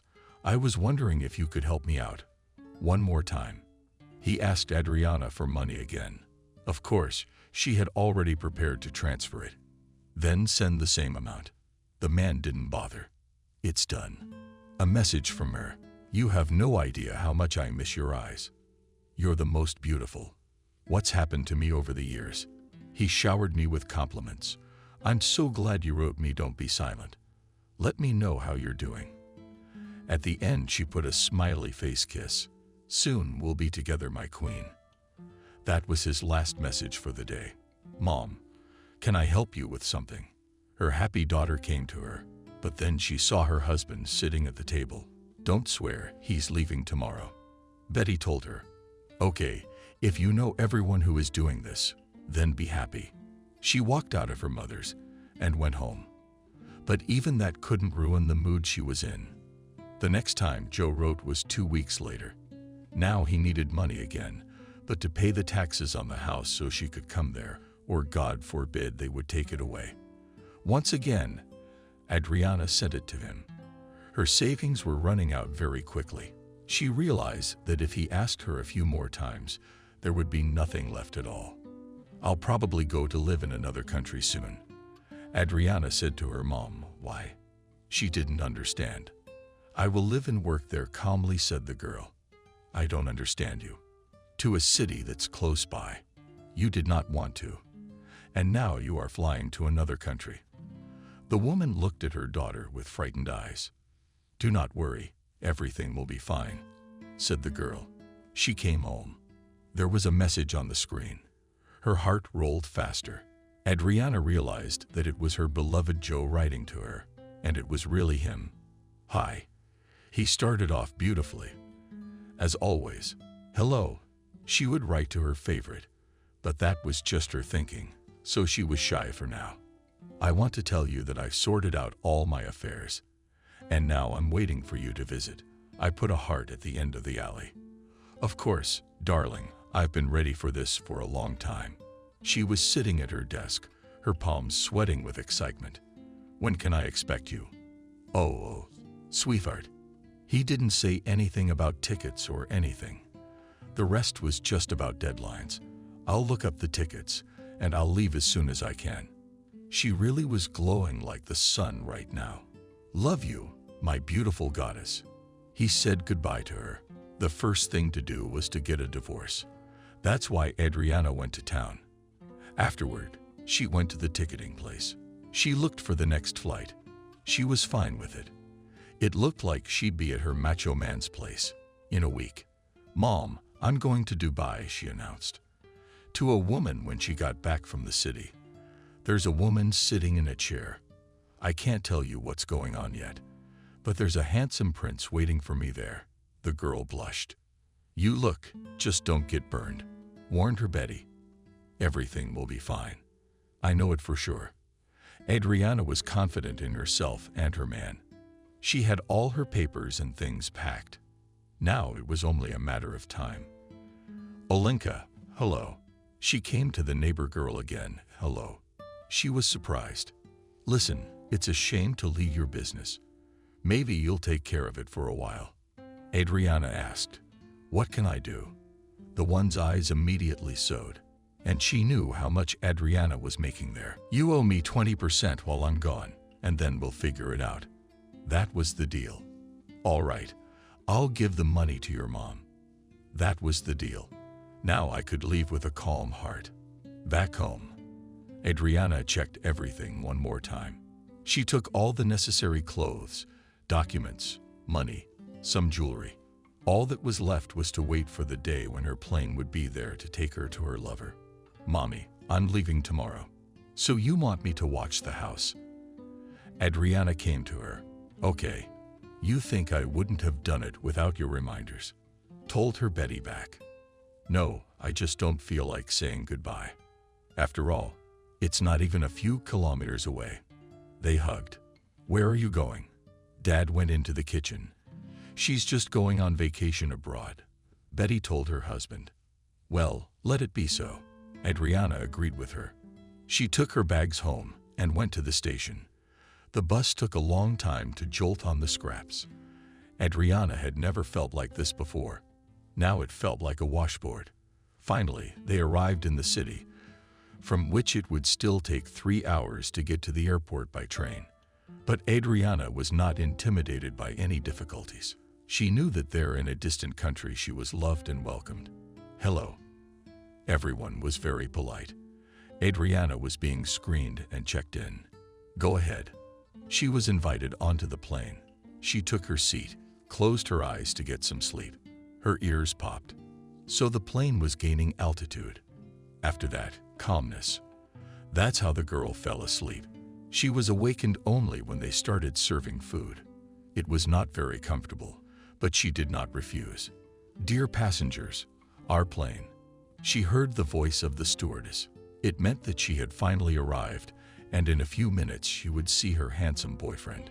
People crowded in as they descended, traveled, and received their luggage. Adriana was standing with her suitcase in her hand when she saw him. He was walking so tall, clean, handsome. Queen, you've come to see me, he hugged her. Hi. She could smell the scent she couldn't forget until now. Let's go. I'll drive you like a goddess. He gave her his hand. They reached the car, got in, and drove off. How are you doing? Adriana asked on the way. I'm fine. I might even say great. He was showing her okay. I'm so glad we're back together. She wanted to say something warm to the man. I couldn't live without you. It was like being in the dark the whole time. He put his hand on her shoulder. They drove for a long time. It seemed like the end of the city, but Adriana said nothing. Finally, they pulled up to a house. It was small, beautiful. Your hand, Queen. He opened the door for Adriana. You are such a gallant suitor, she laughed. Come in. He led her into the house. After that, they went into some room. Joe put Adriana's suitcase by the window. He offered her something to eat, a drink of water. She didn't refuse. Then the couple sat down at the table. How am I going to live here? I don't know the language at all. The girl asked him. It's okay. You'll get used to it. He smiled.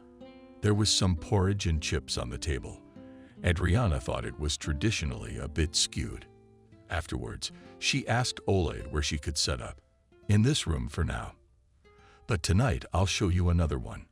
Promised the girl. Okay, I'm ready for anything. She smiled all the time because she was so happy to be with this man. I'm so happy about it. But there's one catch. There's no food in the house at all. I've put all my money into business. Couldn't you buy something? He looked at her with those honest eyes. Joe, anything you say. She was ready to go to pieces just to make her man feel good. They left the house again, drove down the street, and stopped in front of a big store. Joev took out a large basket. It seemed to Adriana then that he began to put everything in it. The girl was surprised to herself, but said nothing aloud. At the checkout, she had to shell out a good amount of money, but she had no regrets, for now she would be with him and would definitely help him in everything. And now home the goddess spoke. They quickly drove back. Then the man asked Adriana to make him something to eat. The dinner was lovely. Afterwards, they talked about how they met. Then Adriana admired the man, and then he kissed her and caressed her into the bedroom. "My love," he asked her a question. "Yes," she exhaled. Even just his touch and scent alone made Adriana go crazy. She might as well not have been asked where they would go after this. Joe lifted her into his arms. They went into a room where there was a large bed. He laid her there himself, lay down beside her, and slowly began to undress her. "Are you so tender?" he whispered to her. "And you are so passionate," she answered him. Adriana had no one but her husband, so she did not know what to expect from this man. "Goddess," he kissed her from heels to top of her head. "Or God," she echoed him. After the intimacy occurred, the man lay down next to her. At that moment, the light in the room turned on. A woman ran in who often said something, but not a single word was incomprehensible. "Who is it?" Adriana was frightened. Key's translator advised her. He himself lay very calmly. Adriana took the phone with trembling hands. She did not understand what was going on and why Joe was so calm. Finally, she found the function the man was talking about, selected the language and pressed turn on. "I am this man's wife, and if I call the police now, you're going to jail," screamed the woman. "What's going on again?" she asked Joe. "Give her your passport," also calmly said Joe. Adriana. "Why?" She didn't understand. "Otherwise, she will now call the authorities, and you will go to jail for a long time. In our country, you can't have sex with a married man." It was a wall of stone. Not a muscle in his face wavered. "I love you," Adriana cried. "I love you," Adriana cried. "And I love you. But it won't help you." He looked at the woman he called his wife, and then pointed to Adriana's purse on the suitcases. "Aha, just said." She rushed to the things. DK revealed her passport, money, and jewelry. Everything was in her hands. "I don't get it," screamed the guest. That's when Joe forcefully slapped her across the face. After that, it was all a blur.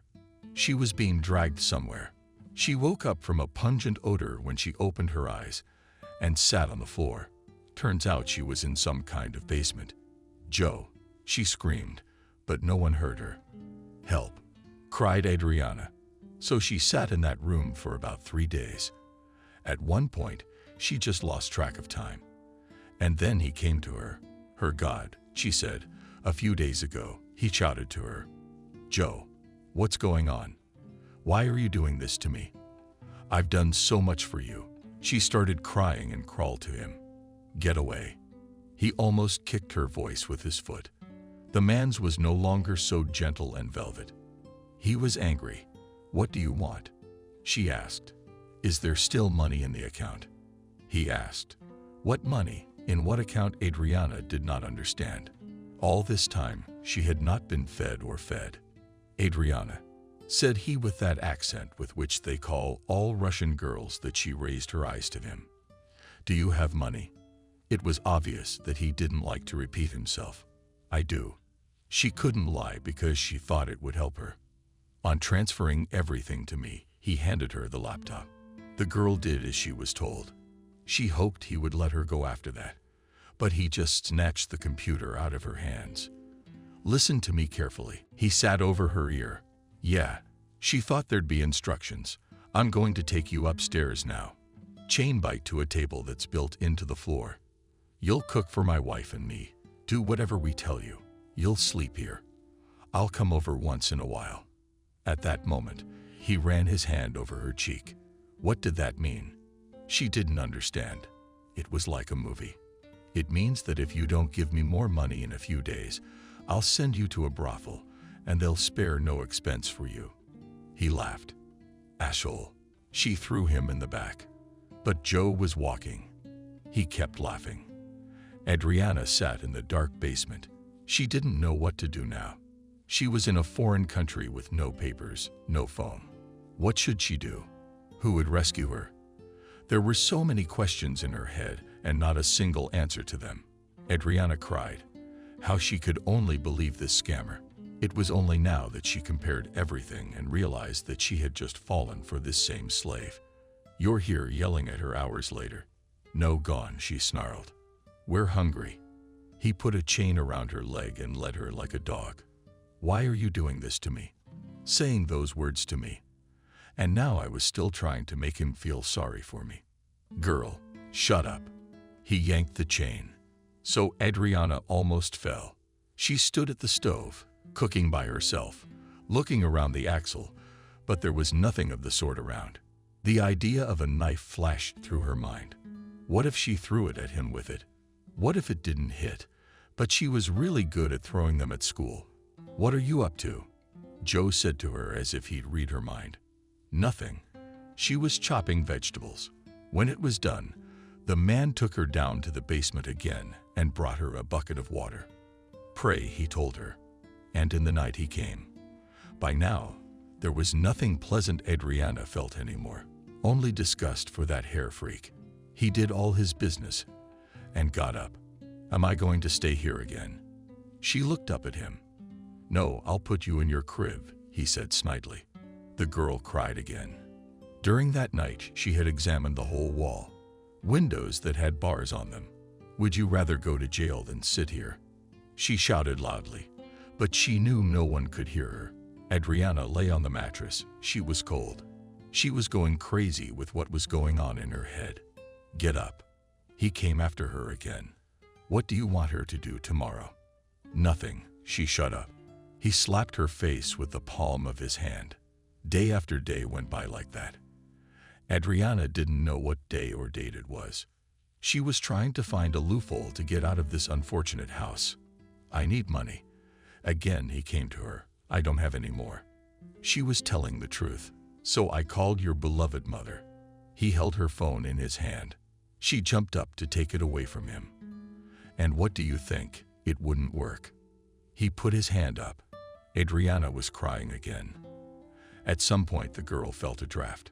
It had never happened here before. She groped around for where the air was coming from. It was the ventilation. She tried to pull the grate. It gave way. Fear shook her inside and out. My queen, I'm coming for you. She heard a voice on the steps. Adriana quickly put the bars back in place and lay down on the mattress as if she had slept there. So, tired, sleep. He sat down next to her. After she didn't answer him, he got up and poured cold water on her from a bucket. Are you crazy? It's not hot enough in here. She shouted at him, and at the same moment she received a slap. You'd better keep quiet, or they'll do something else to you. He squeezed her cheeks hard. Yeah, fuck you. She didn't care where she went, but she had to get out of this basement. At night, when Joe left, she removed the ventilation grate again, and it was impossible to pull herself up by her arms. She had eaten very little in the meantime. So the girl used all the same bucket.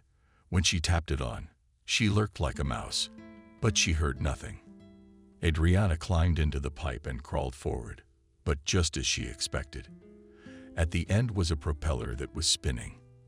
It must not have worked before, so she couldn't feel it blowing somewhere. Shit.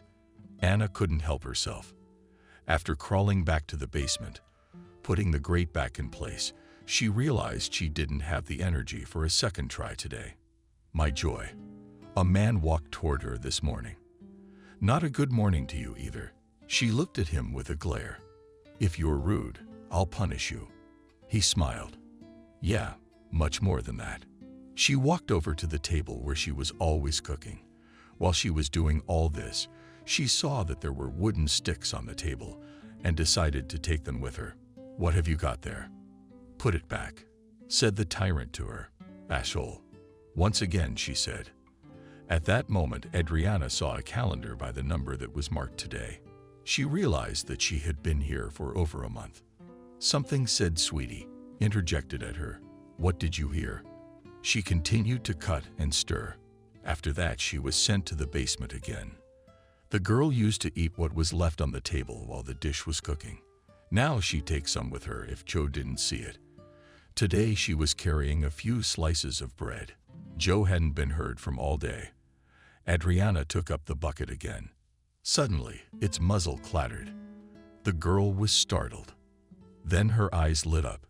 The Dushka. She would be the one to help her. Adriana remembered her father teaching her how to pull out the noose when the bucket in the well was breaking from that very part.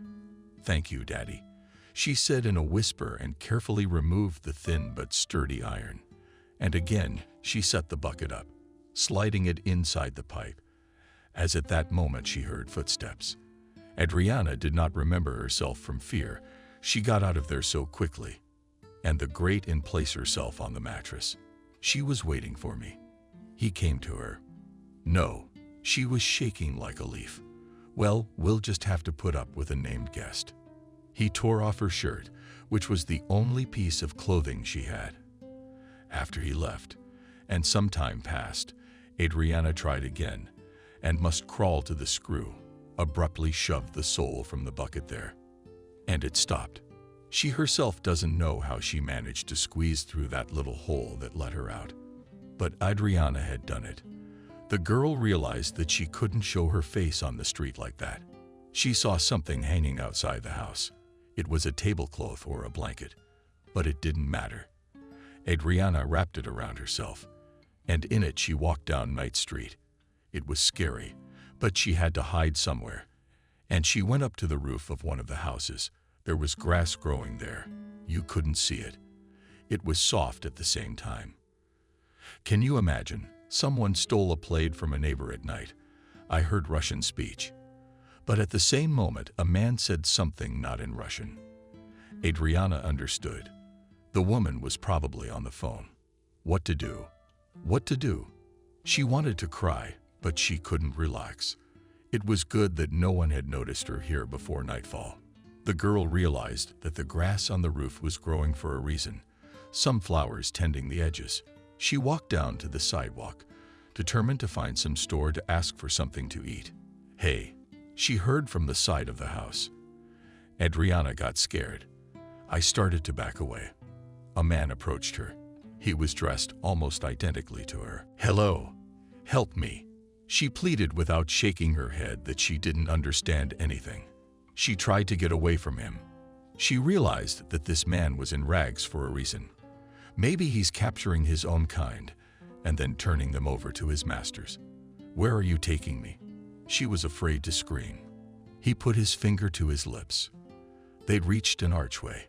There the man jumped, and it was already as if on another street.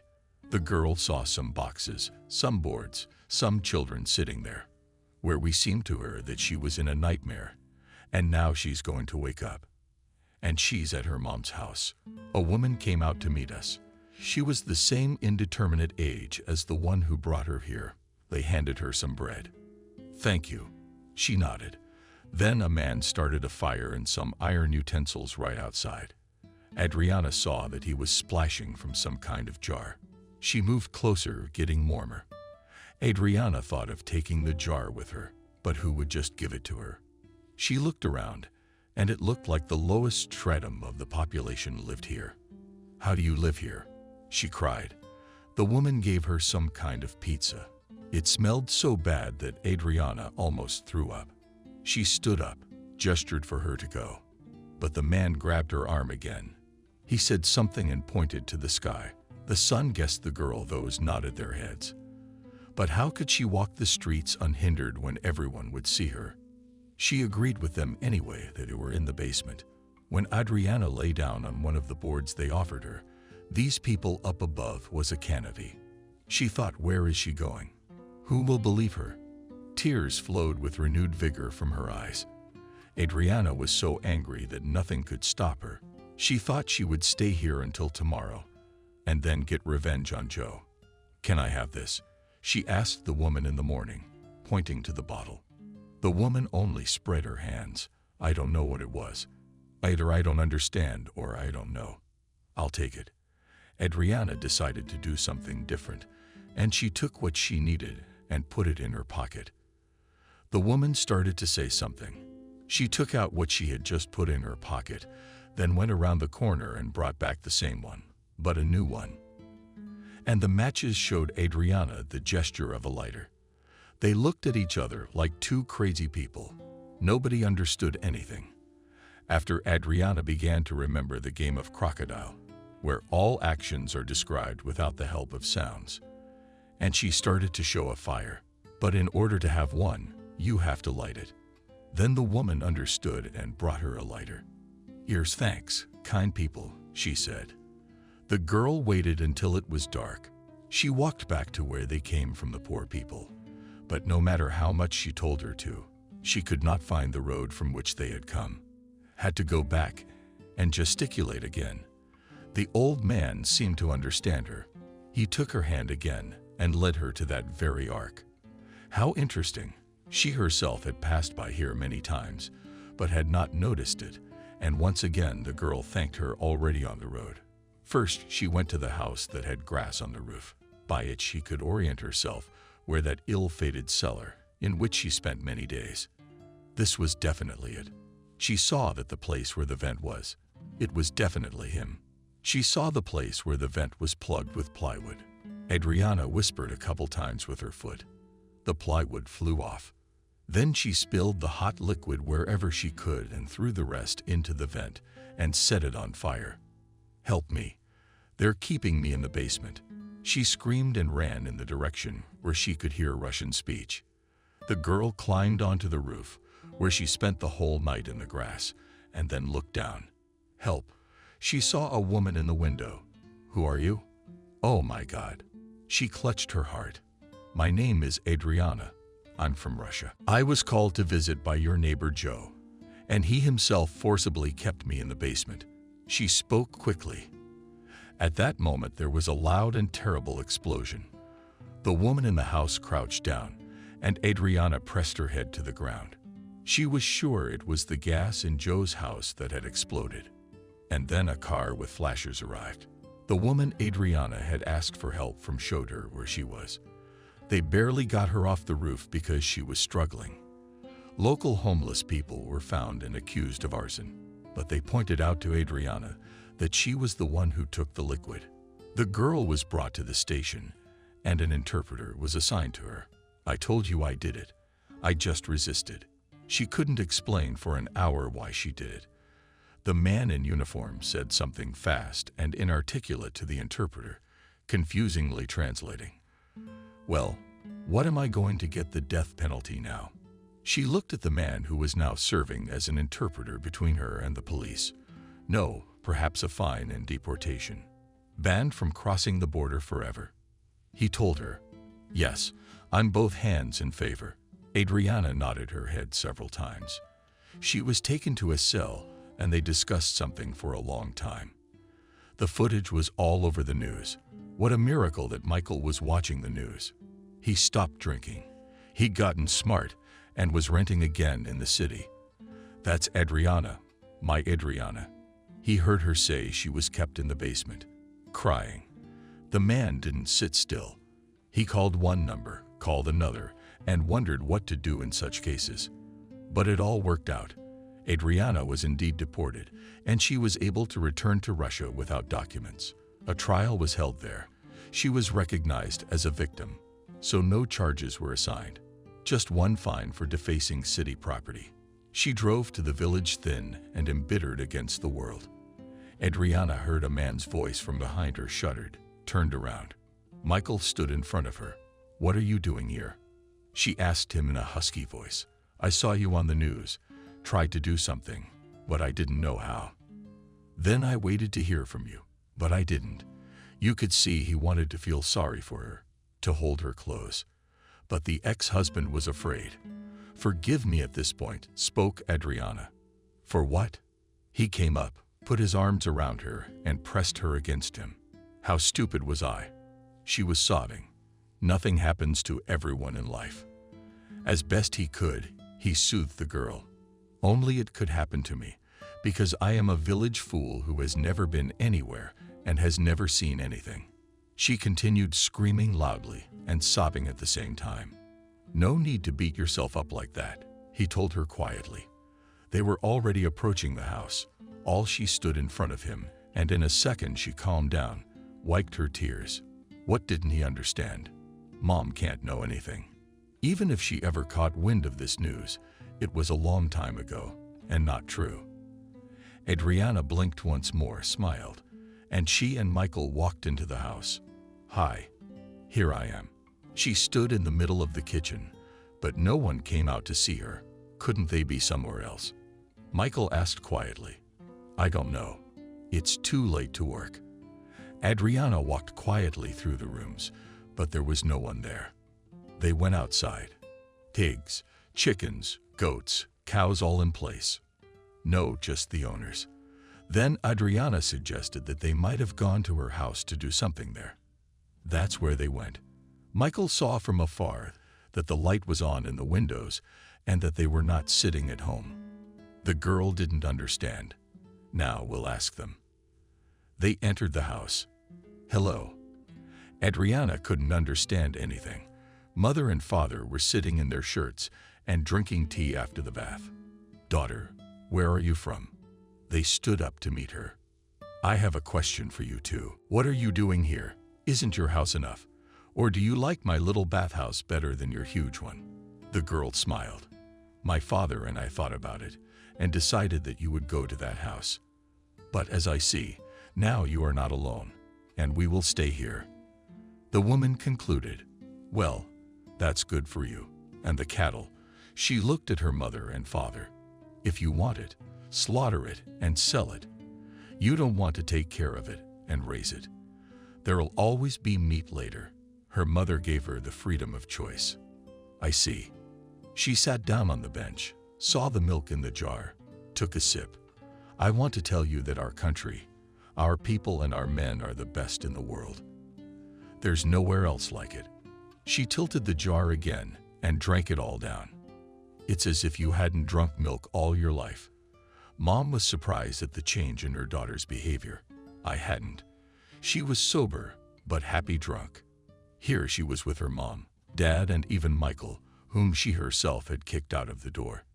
The girl cried. Adriana, what's wrong? The woman asked her. Nothing. She shook her head. After everything, Michael picked her up, and together they walked home to where her mother and father had lived not long ago. Can I stay with you? He asked quietly. Of course, she hugged him. They lay in the night and were silent. Adriana, will you marry me again? He asked her. And will you forgive me for all the things I have done? She wondered too. What did you do? He turned to her, didn't pretend he didn't understand. She turned and hugged her former future husband too. I never pretended at all. It was bad. I started drinking. And when everything is good, there's no need to drink, he said. So you were bad with me if you started doing it at that time. She was surprised. Not at work. But I couldn't leave until we got to the point where we were contracted. Just like you in that basement, I was on my watch. He kissed her on the nose. Michael, you're so good. Forgive me, you fool. She turned away from him, and he put his arm around her. Just put his arm around Adriana. And they fell asleep. And in the morning, they told their parents they were getting married. They were happy for them. You see, I told you not to be so hard on yourself. The mother hugged her daughter. Now I will always obey you. Adriana cried. The picture of her sitting in the basement came back to her eyes. There was no one to blame but herself. She had done it all with her own hands, even though it was her fault. But if it hadn't been for Adriana and her love, he might have forgotten about her. As last time, the young people went to the city to get married in the registry office there, and afterward came to the village. Now there were no more off-site registrations. Michael and Adriana decided to get married in a church. Everything was ready for it. The village was fully assembled. Guys, I wish you only happiness, as in my childhood to my daughter. And now, said Betty to the newlyweds, I had to lose you and get a divorce to find my happiness. took her in his arms again and began to twirl Michael around. Everything's going to be okay. Adriana believed that.